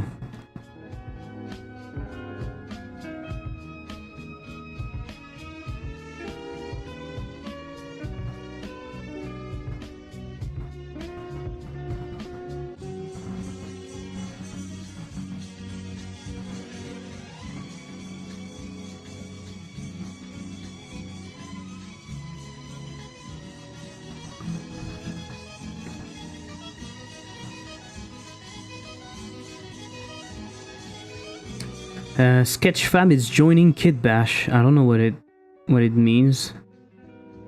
We're excited to share that Kid Bash, the company behind 3D art platform Kid Bash and Grayscale Gorilla, has acquired Sketchfab and ArtStation. Okay. I don't know if it's a good thing or not.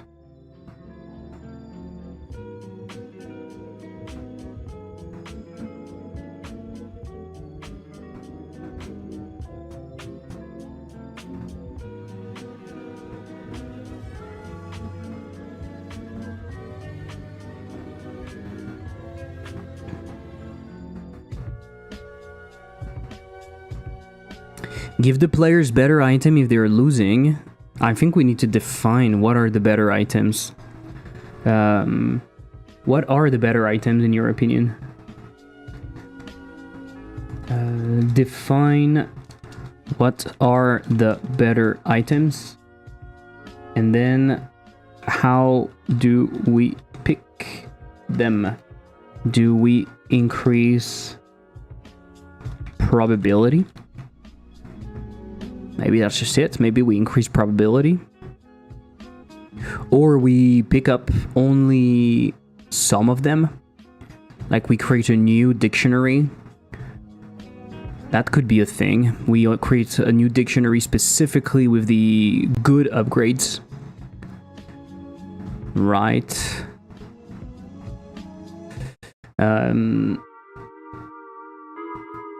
If I make that in here, I think the good upgrades are honestly the fish oil. The fish oil is kind of neat. The hook is kind of good. Double damage, we care less about it. The bottle is not that impactful. The nail is not that impactful. The shield, I think the shield is not too bad. I think those are the best upgrades so far. I call them upgrades, but they are items, actually.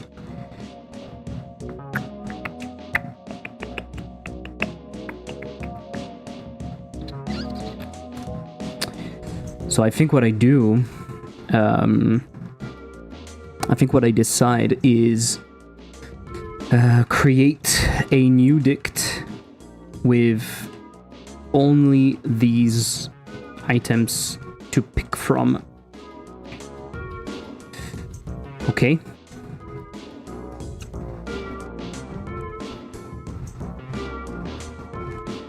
So this is an issue. Let's say problems.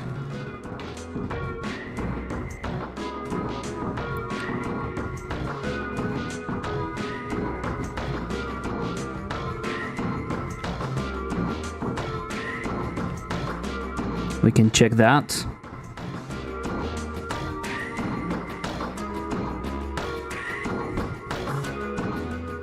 Is the music the floor? I need my gate to be better. So create a new dict with only those items to pick from.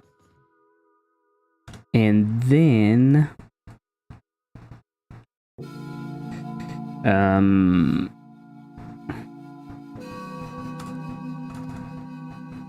My other question is, what do we mean by losing, I guess?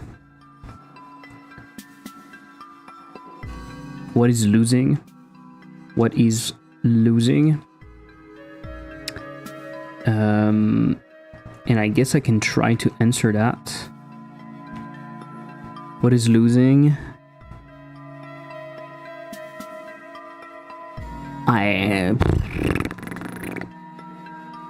Less than 20% of the base coins. Less than 20% of the base coins. Maybe it's not enough. What do you think? Because if we look at the coins... If we look at the coins, I don't remember where we check that in the game. In the game. In the demo, at least, we have caps 2, 20%, less than 20% is impossible. Less than 20% is impossible. Right? 20% of 4, it's impossible in terms of coin. So that's not good. 20% of 6 is that works, right? But then it can be the minimum between 1. It can be the minimum or the maximum between 1 and 20%. It can be that. Inferior or equal to the maximum between 1 and 20% of the base coin. I think. Which means when you don't have a lot of caps, we consider you losing when you have like 1 coin. And then when you have like more than 6 caps, it's potentially, if you have... I mean, at 6 caps, it's 1.8, right? Am I right? I need to dash. See you later, folks. Thanks for the stream. Goodbye, Arkham. Thanks for dropping by. Right? Am I correct? Yeah, it's 1.2. 20% is 1.2. 20% is 1.2, so it's not even that great.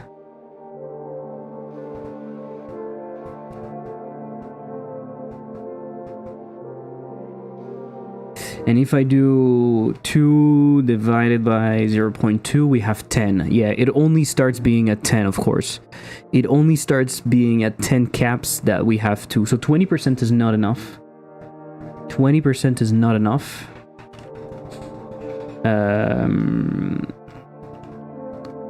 That would be at 8.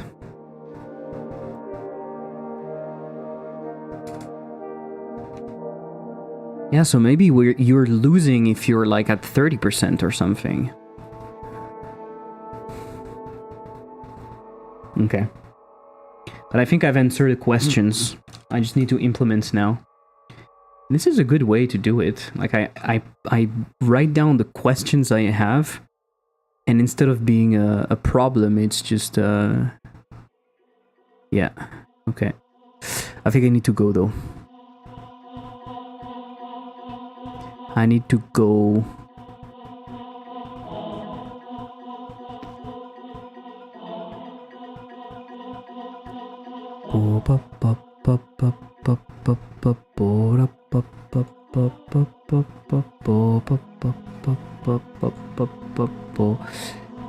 Should we raid someone?